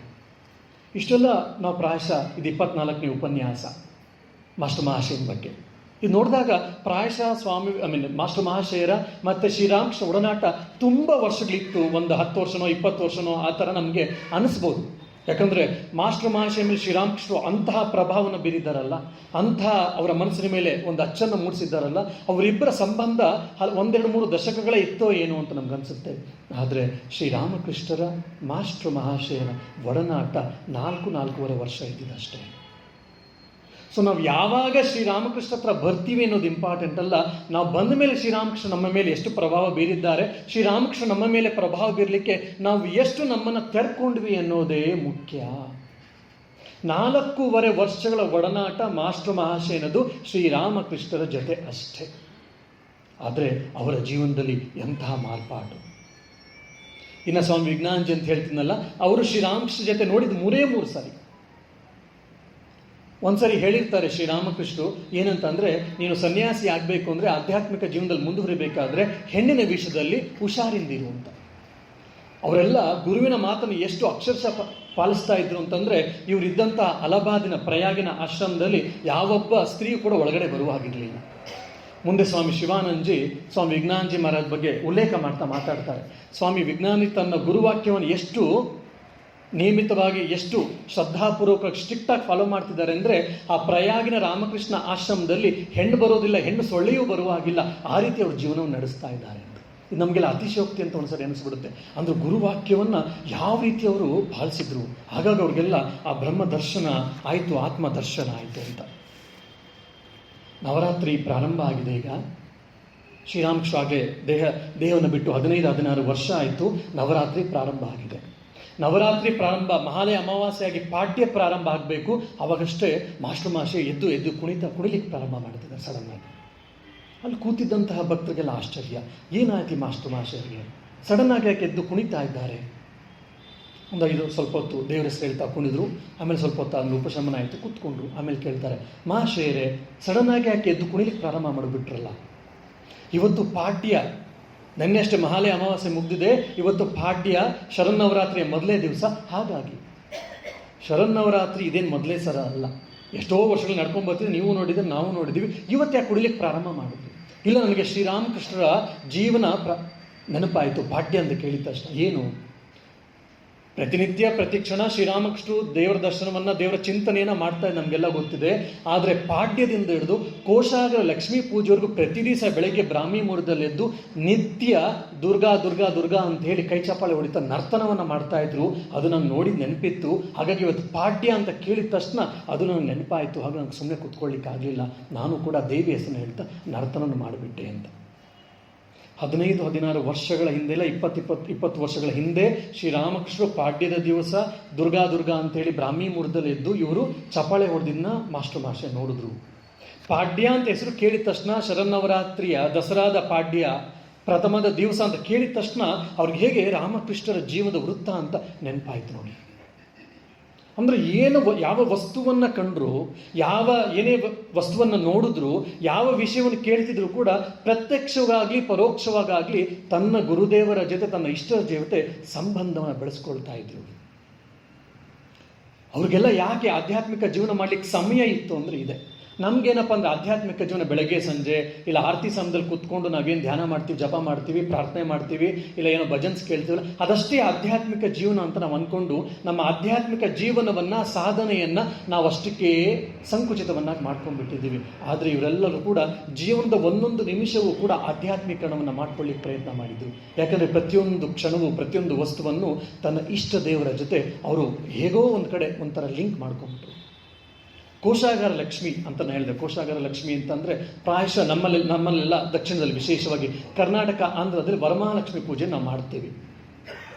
ಇನ್ನು ಉತ್ತರ ಭಾರತದಲ್ಲಿ ಮತ್ತು ನಮ್ಮಲ್ಲಿ ಅಂಗಡಿಗಳಲ್ಲಿ ದೀಪಾವಳಿಲಿ ಮಾಡೋದು ಉಂಟು ಸಾಮಾನ್ಯವಾಗಿ. ಆದರೆ ಬಂಗಾಳದಲ್ಲಿ, ವಿಶೇಷವಾಗಿ ಬಂಗಾಳದಲ್ಲಿ ಏನಪ್ಪ ಅಂದರೆ ಕೋಶಾಗಾರ ಲಕ್ಷ್ಮಿ. ಕೋಶಾಗಾರ ಅಂತಂದರೆ ಇವತ್ತು ಟ್ರೆಜರಿ ಅಂತ ನಾವು ಕರಿತೀವಲ್ಲ, ಟ್ರೆಜರಿ ಅಂತ ಹೇಳಿ ಕೋಶಾಗಾರ ಲಕ್ಷ್ಮೀ ಪೂಜೆ. ನವರಾತ್ರಿ ಮುಗಿದು ಶುಕ್ಲ ಪಕ್ಷದಲ್ಲಿ ನಾವು ನವರಾತ್ರಿಯನ್ನು ಮಾಡಿ ದಶಮಿ ಮುಗಿದ ಮೇಲೆ ಆ ಬರುವ ಹುಣ್ಣಿಮೆಯಂದು ಬಂಗಾಳದಲ್ಲಿ ಕೋಶಾಗಾರ ಲಕ್ಷ್ಮೀ ಪೂಜೆಯನ್ನು ಮಾಡ್ತಾರೆ. ಸೊ ನಾವು ಹೇಗೆ ವರಮಹಾಲಕ್ಷ್ಮಿ ಪೂಜೆಯನ್ನು ನಾವು ಮಾಡ್ತೀವೋ, ಇನ್ನು ಗುಜರಾತಲ್ಲಿ, ರಾಜಸ್ಥಾನದಲ್ಲಿ ದೀಪಾವಳಿ ಸಮಯದಲ್ಲಿ ಲಕ್ಷ್ಮೀ ಪೂಜೆಯನ್ನು ಮಾಡ್ತಾರೆ. ಆದರೆ ಬಂಗಾಳದಲ್ಲಿ ಆ ಶರನ್ನವರಾತ್ರಿ ದಶಮಿ ಮುಗಿದು ಬರುವಂಥ ಹುಣ್ಣಿಮೆಯಂದು ಕೋಶಾಗಾರ ಲಕ್ಷ್ಮೀ ಪೂಜೆಯನ್ನು ಮಾಡ್ತಾರೆ. ಅಂದರೆ ಹೆಚ್ಚು ಕಡಿಮೆ ಪಾಡ್ಯದಿಂದ ಕೋಶಾಗಾರ ಲಕ್ಷ್ಮೀ ಪೂಜೆ 15 ದಿವಸ. ಈ 15 ದಿವಸ ಕೂಡ ಬೆಳಗ್ಗೆಯಿಂದ ಎದ್ದು ರಾತ್ರಿಯವರೆಗೂ ಶ್ರೀರಾಮಕೃಷ್ಣರು ಅವರ ಇಡೀ ಜೀವನ ಚಿಂತೆಯನ್ನು ದೇವಿ ಮಯವನ್ನಾಗಿ ಮಾಡಿಕೊಂಡಿದ್ರು ಅಂತೇಳಿ ಮಾಸ್ಟರ್ ಮಹಾಶಯನ ಮಾತಿನಿಂದ ನಮಗೆ ಗೊತ್ತಾಗುತ್ತೆ. ಸೊ ಪಾಡ್ಯ ಅಂತ ಕೇಳಿದ ತಕ್ಷಣ ಮಾಸ್ಟರ್ ಮಹಾಶಯನ ಶ್ರೀರಾಮಕೃಷ್ಣ ಜೀವನದಲ್ಲಿ ಏನಾಗಿತ್ತು ಅಂತೇಳಿ ಆ ಘಟನೆ ನೆನಪಾಯಿತು. ಅದರಿಂದ ಅವರ ಮನಸ್ಸು ಪ್ರಫುಲ್ಲವಾಯಿತು. ಇದು ನಮಗೆ ನೆನಪಿಟ್ಕೊಳ್ಬೇಕು. ಇನ್ನೊಂದು ಸರಿ ವರ್ಷ ಋತು ಇದೇ ಸಮಯ, ಆಷಾಢ ಮಾಸದ ಹೆಚ್ಚು ಕಡಿಮೆ ಆಷಾಢ ಮಾಸ ಸಮಯ, ಅದೇ ಆಷಾಢ ಮಾಸ ಸಮಯ ಅದನ್ನು ನಾನು ಇದನ್ನು ಹೇಳ್ತಾ ಇದ್ದೀನಿ. ಆಷಾಢ ಮಾಸ ಸಮಯ, ವರ್ಷ ಋತು ಬಂದಾಗ ಭೋರ್ಗರೆಯೋ ಮಳೆ ಬರ್ತಾ ಇದೆ. ಇವರು ಮನೆ ಒಳಗಡೆ ಕೂತಿದ್ದಾರೆ, ಕೋಣೆಯ ಒಳಗಡೆ ಮಾಸ್ಟರ್ ಮಹಾಶಯರು. ಒಳಗಡೆ ಜೋರಾಗಿ ಮಳೆ ಬರ್ತಾ ಇದೆ. ಆ ಮಳೆಯನ್ನು ನೋಡಿದ ತಕ್ಷಣ, ಇದೇ ಮಳೆ ಬಂದಾಗ ಶ್ರೀರಾಮಕೃಷ್ಣರು ಯಾವ ದೇವಿಯ ಹಾಡುಗಳನ್ನು ಹಾಡ್ತಾ ಇದ್ರು. ಅಮ್ಮ, ನೀನು ಇವತ್ತು ನಿನ್ನ ರೂಪವನ್ನು, ಸೌಮ್ಯ ರೂಪವನ್ನು ತೆಗೆದುಕೊಳ್ಳೋ ಬದಲು ಕಾಳಿ ರೂಪವನ್ನು ತೆಗೆದುಕೊಂಡು ಗರ್ಜಿಸ್ತಾ ಇದೆಯಾ ಅಂತ ಹೇಳಿ ಶ್ರೀರಾಮಕೃಷ್ಣರು ಒಂದು ಭಜನೆಯನ್ನು ಹಾಡಿದ್ದನ್ನು ಮಾಸ್ಟರ್ ನೆನಪಿಸ್ಕೊಳ್ತಾರೆ. ಮತ್ತೆ ಅವರು ಮತ್ತೆ ಪುನಃ ಆ ಭಜನೆಯನ್ನು ಹಾಡಲಿಕ್ಕೆ ಪ್ರಾರಂಭ ಮಾಡ್ತಾರೆ. ಮಾಸ್ಟರ್ ಮಹಾಶಯರು ತನ್ನ ಕೋಣೆಯೊಳಗೆ ಕೂತ್ಕೊಂಡು ಆಷಾಢ ಮಾಸದಲ್ಲಿ ಬಂದಂತಹ ಬೋರ್ಗರಿಯುವ ಮಳೆ ನೋಡಿದ ತಕ್ಷಣ ಶ್ರೀರಾಮಕೃಷ್ಣ ಸಮಯದಲ್ಲಿ ಅವರು ಏನನ್ನ ಹೇಳಿದ್ರು, ಅಮ್ಮ ನೀನು ನಿನ್ನ ರುದ್ರ ರೂಪವನ್ನು ತೆಗೆದುಕೊಂಡಿದ್ದೀಯಾ, ನರ್ತನವನ್ನು ಗೈತಾ ಇದ್ದೀಯಾ ಅಂತ ಹೇಳಿ ಏನು ಶ್ರೀರಾಮಕೃಷ್ಣ ಯಾವ ಹಾಡನ್ನು ಹಾಡಿದ್ರು ಅದೇ ಹಾಡನ್ನು ನೆನಪಿಸ್ಕೊಂಡು ಮಾಸ್ಟರ್ ಮಹಾಶಯರು ಅದೇ ಹಾಡನ್ನು ಹಾಡ್ತಾ ಶ್ರೀರಾಮಕೃಷ್ಣ ಬಗ್ಗೆ ಚಿಂತನೆಯನ್ನು ಮಾಡ್ತಿದ್ದಾರೆ. ಸೊ ನಮ್ಗೆ ಯಾವಾಗಾದ್ರೂ ಇವಾಗ ಮಳೆ ಬಂದು ನಿಂತ್ಕೊಂಡಿದೆ. ಸೊ ಯಾವಾಗಾದ್ರೂ ಮಳೆ ಬಂದಾಗ, ವಿಶೇಷವಾಗಿ ಮಳೆಗಾಲದಲ್ಲಿ ನಮಗಿದು ನೆನಪಾಗಬೇಕು. ಶ್ರೀರಾಮಕೃಷ್ಣ ಈ ರೀತಿಯಾದ ಹಾಡನ್ನು ಹಾಡ್ತಾ ಇದ್ರು. ತಾಯಿ ನರ್ತನವನ್ನು ಮಾಡ್ತಾ ಇದ್ದಾಳೆ, ತನ್ನ ರುದ್ರ ರೂಪವನ್ನು ತೆಗೆದುಕೊಂಡಿದ್ದಾಳೆ ಅಂತೇಳಿ ಶ್ರೀರಾಮಕೃಷ್ಣ ಹೇಳ್ತಾ ಇದ್ರು ಅಂತೇಳಿ ನಮಗೆ ಮಳೆ ಬಂದಾಗ ಕೂಡ ಯಾವಾಗ ಶ್ರೀರಾಮಕೃಷ್ಣರ ಈ ಅಲೌಕಿಕವಾದ ಘಟನೆ ನೆನಪಾಗುತ್ತೋ ಆವಾಗ ಶ್ರೀರಾಮಕೃಷ್ಣ ಧ್ಯಾನ ನಮಗೆ ಆಗ್ಬಿಡುತ್ತೆ. ಇನ್ನೊಂದು ಸಲ ಹೇಳ್ತಾರೆ ಮಾಸ್ಟರ್ ಮಹಾಶಯರು ಬ್ರಾಹ್ಮಿ ಮುಹೂರ್ತದಲ್ಲಿ, ಈಗ ನಾವು ಶ್ರೀರಾಮಕೃಷ್ಣ ಧ್ಯಾನ ಮಾಡಬೇಕು. ಯಾಕೆ ಅಂದರೆ ಅವ್ರು ಹೇಳ್ತಾರೆ, ನಾನು ಶ್ರೀರಾಮಕೃಷ್ಣ ಜೊತೆ ಹಲವಾರು ಬಾರಿ ದಕ್ಷಿಣೇಶ್ವರದಲ್ಲಿ ಅವ್ರ ಜೊತೆ ಮಲಗಿದ್ದೀನಿ, ಅವ್ರ ಜೊತೆ ಇದ್ದೇನೆ, ದಕ್ಷಿಣೇಶ್ವರಲ್ಲಿ ವಾಸ ಮಾಡಿದ್ದೆ. 2-3 ಗಂಟೆಯಲ್ಲಿ ಶ್ರೀರಾಮಕೃಷ್ಣ ಓಡಾಡ್ತಾ ಇದ್ರು, ಎಷ್ಟೋ ಬಾರಿ ಧ್ಯಾನ ಕೂತ್ಕೊಳ್ತಾ ಇದ್ರು. ಅವ್ರು ಹೇಳ್ತಾ ಇದ್ರು, ನನಗೆ ಈ ಸಮಯದಲ್ಲಿ ಧ್ಯಾನ ಕೂತ್ಕೊಂಡ್ರೆ ಸುಲಭವಾಗಿ ಅನಾಹತ ಶಬ್ದ ಕೇಳಿಸುತ್ತೆ, ಹಾಗಾಗಿ ಬ್ರಾಹ್ಮಿ ಮುಹೂರ್ತದಲ್ಲಿ ಎದ್ದು ನಾವು ಧ್ಯಾನ ಮಾಡಬೇಕು ಅಂಥೇಳಿ ಮಾಸ್ಟರ್ ಮಹಾಶಯರು ಹೇಳ್ತಾರೆ. ಬ್ರಾಹ್ಮಿ ಮುಹೂರ್ತದಲ್ಲಿ ಯಾಕೆ ನಾವು ಧ್ಯಾನ ಮಾಡಬೇಕು ಅನ್ನೋದಕ್ಕೆ ಮಾಸ್ಟರ್ ಮಹಾಶಯರು ಶ್ರೀರಾಮಕೃಷ್ಣ ಅವ್ರ ಜೀವನದ ಅನುಭವವನ್ನು ಹೇಳಿದರು ಅಂತೇಳಿ ಬೆಳಗಿನ ಜಾವದಲ್ಲಿ ಕೂತ್ಕೊಂಡ್ರೆ ಈಸಿಯಾಗಿ ಸುಲಭವಾಗಿ ನಮಗೆ ಅನಾಹತ ಧ್ವನಿ ಕೇಳುತ್ತೆ ಅಂತ. ಇದನ್ನೇ ನಾವು ಪರಮ ಪೂಜ್ಯರಾದ ಸ್ವಾಮಿ ಯತೀಶ್ವರಾಂಜಿ ಮಹಾರಾಜ್ ಅವರ ಡೈರಿಯಲ್ಲಿ ನಾವು ಇದನ್ನು ಕೇಳಿದ್ವಿ. ಅವರು ಕೂಡ ಬೆಳಗ್ಗೆನೂ ಇಲ್ಲ ಸಾಯಂಕಾಲ ಕೂತಿದ್ದಾರೆ, ಅವರ ಡೈರಿ ಬರ್ಕೊಳ್ತಾರೆ, today I heard the ringing bell sound ಅಂತ. ಅಂದರೆ ಅವರು ಕೂಡ ಧ್ಯಾನದಲ್ಲಿ ಎಷ್ಟು ಆಳವಾಗಿ ಹೋಗಿದ್ದು ಅಂದರೆ ಆ ಅನಾಹತ ಧ್ವನಿಯನ್ನು ಕೇಳಿದೆ ನಾನು ಇವತ್ತು ಅಂತೇಳಿ ಸ್ವಾಮಿ ಯತೀಶ್ವರಾನಂದಜಿ ಮಹಾರಾಜರು ತಮ್ಮ ದಿನಚರಿಯ ಪುಸ್ತಕದಲ್ಲಿ ಡೈರಿಯಲ್ಲಿ ಬರೆದು ನಾವು ಕೇಳಿದ್ವಿ. ಅಂದರೆ ಇಂತಹ ಅಲೌಕಿಕವಾದ ಅನುಭವಗಳು, ಅಲೌಕಿಕವಾದ ಘಟನೆಗಳು ಯಾರಿಗೆ ಕೆಲವ್ರಿಗಷ್ಟೇ ಮೀಸಲಲ್ಲ. ನಾವು ಕೂಡ ಆಧ್ಯಾತ್ಮಿಕ ಸಾಧನೆಯನ್ನು ಮಾಡಿ ಆಳವಾಗಿ ನಾವು ಒಳಗಡೆ ಹೋದರೆ ನಮಗೂ ಕೂಡ ಈ ರೀತಿಯಾದಂತಹ ಅನುಭವಗಳು ಉಂಟಾಗಲಿಕ್ಕೆ ಸಾಧ್ಯ ಅಂತ ಹೇಳಿ. ಇನ್ನೊಂದು ಸರಿ ಸಾಯಂಕಾಲ ಶ್ರೀರಾಮ್ ಮಾಸ್ಟರ್ ಮಾಷೆಯ ಧ್ಯಾನವನ್ನು ಮುಗಿಸಿದ್ದಾರೆ. ಎದ್ದು ಅವ್ರ ಕೋಣಿಂದ ಆಚೆ ಬಂದರು. ಸಾಯಂಕಾಲದ ಸಮಯ. ಆ ಟೈಮಲ್ಲಿ ಕೇಳ್ತಾರೆ ಅಲ್ಲಿ ಇದ್ದಂಥ ಒಬ್ಬರ ಹತ್ರ, ಇವತ್ತು ತಾರೀಖು ಎಷ್ಟು? ಅವನು ಹೇಳ್ತಾನೆ, ಮಾಷೇರೆ ಯಾಕೆ? ಇಲ್ಲ, ಇವತ್ತೆಷ್ಟು ಎಷ್ಟನೇ ತಾರೀಕು ನಮಗೆ ನೆನಪಾಗ್ತಿಲ್ಲ. ಡಿಸೆಂಬರ್ 10. ಓಹೋ, ಡಿಸೆಂಬರ್ 10 ಆದರೆ ಇವತ್ತೆಂಥ ಅದ್ಭುತವಾದ ದಿನ ಗೊತ್ತೇನು? ಏನು? ಇದೇ ದಿವಸ 15-20 ವರ್ಷಗಳ ಹಿಂದೆ ನಾನು ದಕ್ಷಿಣೇಶ್ವರಕ್ಕೆ ಹೋಗಿದ್ದೆ. ದಕ್ಷಿಣೇಶ್ವರಕ್ಕೆ ಹೋಗಿ ಶ್ರೀರಾಮಕೃಷ್ಣ ಹತ್ರ ಕೇಳಿದೆ, ನಾನು ದಕ್ಷಿಣೇಶ್ವರಕ್ಕೆ ಬಂದುಬಿಡ್ಲೆ, ನಿಮ್ಮ ಜೊತೆ ವಾಸ ಮಾಡಲಿ ಅಂತ ಕೇಳಿದೆ. ಅವರು ನನ್ನ ನೋಡಿ ನಗ್ತಾ ಹೇಳಿದ್ರು, ಸಾಮಾನ್ಯವಾಗಿ ಸಾಧುಗಳ ದರ್ಶನಕ್ಕೆ ಯಾವಾಗ ಬರ್ತಾರಪ್ಪ ಅಂದರೆ ಯಾವಾಗದು ಸಂಸಾರದ ಬೇಗೆಯಲ್ಲಿ ಬೆಂದು ಹೆಂಡತಿನ ಕಳ್ಕೊಂಡು, ಗಂಡನನ್ನು ಕಳ್ಕೊಂಡು, ಮನೇಲೇನೋ ಕಾಯಿಲೆ ಕಸಾಲೆ ಇದ್ದು, ಇಲ್ಲ ಇನ್ನೇನಾದರೂ ಬಿಸ್ನೆಸ್ ಲಾಸ್ ಆದಾಗ ಇವರೇನಾದರೂ ಮಂತ್ರವನ್ನು ಹೇಳ್ತಾರೋ, ಇಲ್ಲ ಆಶೀರ್ವಾದವನ್ನು ಮಾಡಿದ್ರೆ, ಇಲ್ಲ ಭಸ್ಮವನ್ನು ಕೊಡ್ತಾರೆ, ಇತ್ಯಾದಿಗೆಲ್ಲ ಬೂದಿ ಕೊಡ್ತಾರೆ, ಇನ್ನೇನು ಕೊಡ್ತಾರೆ ಅಂತ ಬರ್ತಾರೆ ಒಂದು ರೀತಿ. ಇನ್ನು ಕೆಲವರು ಸಾಮಾನ್ಯ ಜೀವನದಲ್ಲಿ ಅಂಥವರ ದರ್ಶನ ಆಡಿದ್ರೆ ನಮ್ಮ ಜನ್ಮ ಪುಣ್ಯವಾಗುತ್ತೆ ಅಂತ ಬರ್ತಾರೆ.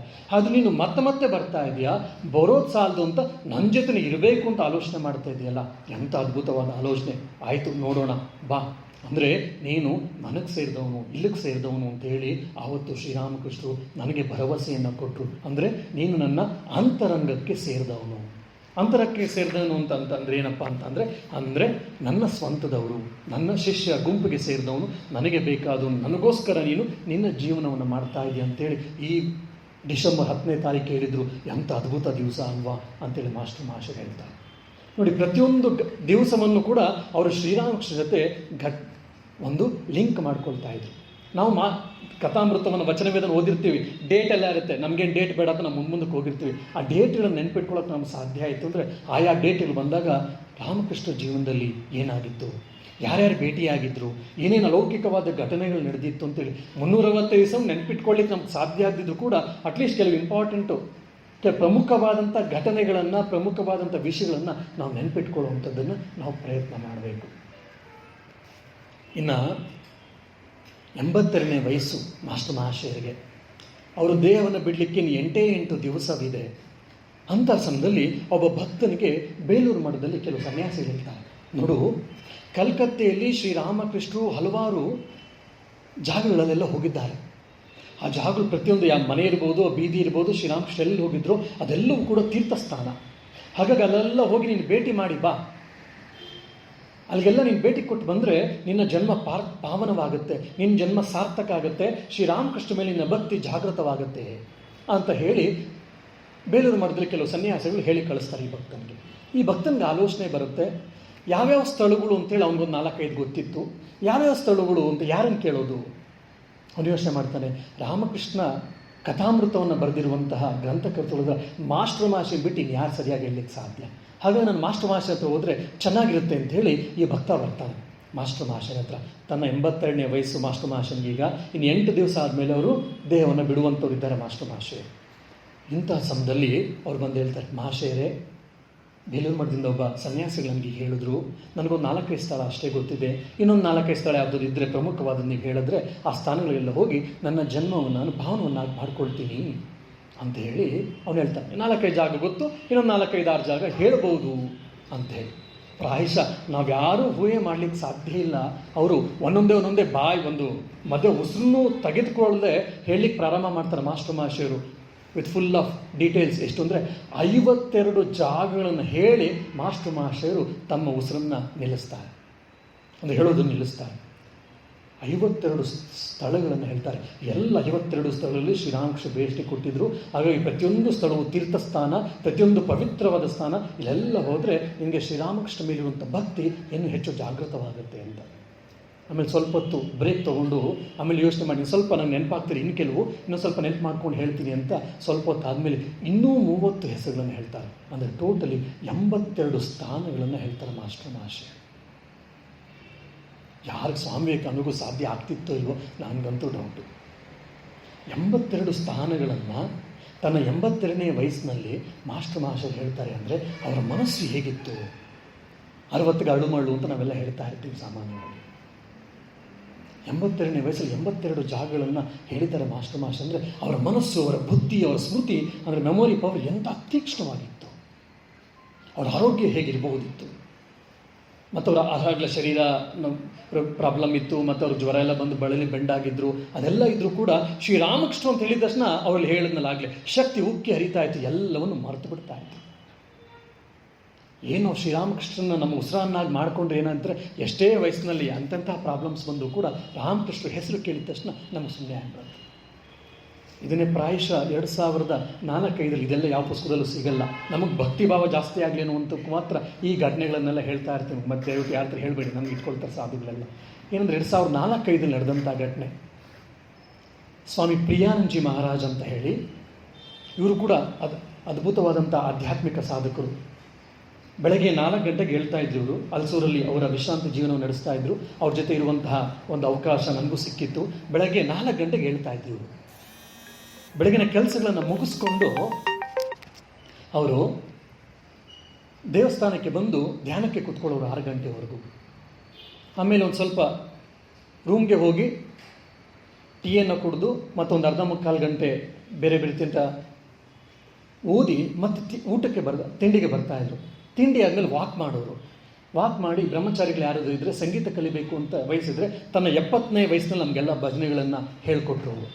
70ನೇ ವಯಸ್ಸಲ್ಲಿ ಆಡಿಟೋರಿಯಮಲ್ಲಿ ದೇವಸ್ಥಾನದ ಕೆಳಗಡೆ ಅಲ್ಸೂರಾಶ್ರಮ ಯಾರು ನೋಡಿದ್ರು ಅಲ್ಲಿ ಗೊತ್ತಿರುತ್ತೆ, ಮೆಡಿಟೇಷನ್ಸ್ ಎಲ್ಲ ಇದೆ. ಆ ಮೆಟ್ಟಿಲನ್ನೆಲ್ಲ ಇಳಿದು ಬರ್ತಾಯಿದ್ರು. ನಮಗೆಲ್ಲ ಭಜನೆಗಳನ್ನು ಸಂಗೀತವನ್ನೆಲ್ಲ ಹೇಳ್ಕೊಡ್ತಾಯಿದ್ರು. ಹೇಳಿಕೊಟ್ಟ ಆದಮೇಲೆ 8-9 ಗಂಟೆಗೆ ಬಂದು ಮತ್ತೆ ಸ್ನಾನವನ್ನು ಮಾಡಿ 9ರಿಂದ 11:30ವರೆಗೂ ಧ್ಯಾನ, ಜಪ, ಪಾರಾಯಣ. 11:30 ಕೂತ್ಕೊಂಡು ಯಾರಾದರೂ ಅವ್ರನ್ನ ಭೇಟಿ ಮಾಡಬೇಕು ಅಂತ ಬಂದರೆ 11:30ರಿಂದ 12 ಅಷ್ಟೇ ಟೈಮು. ಆ ಟೈಮಲ್ಲಿ ಭೇಟಿ ಮಾಡ್ತಾಯಿದ್ರು. ಯಾರೂ ಬಂದಿಲ್ಲ ಅಂದರೆ ಉದ್ಬೋಧನಲ್ಲಿರುವಂಥ ಬಂಗಾಳಿ ಮತ್ತು ಬೇರೆ ಬೇರೆ ಯಾವುದ್ಯಾವ್ದು ನಮ್ಮ ಪತ್ರಿಕೆಗಳು, ಮಾಸಪತ್ರಿಕೆಗಳಿತ್ತು, ಓದ್ತಾ ಇದ್ರು.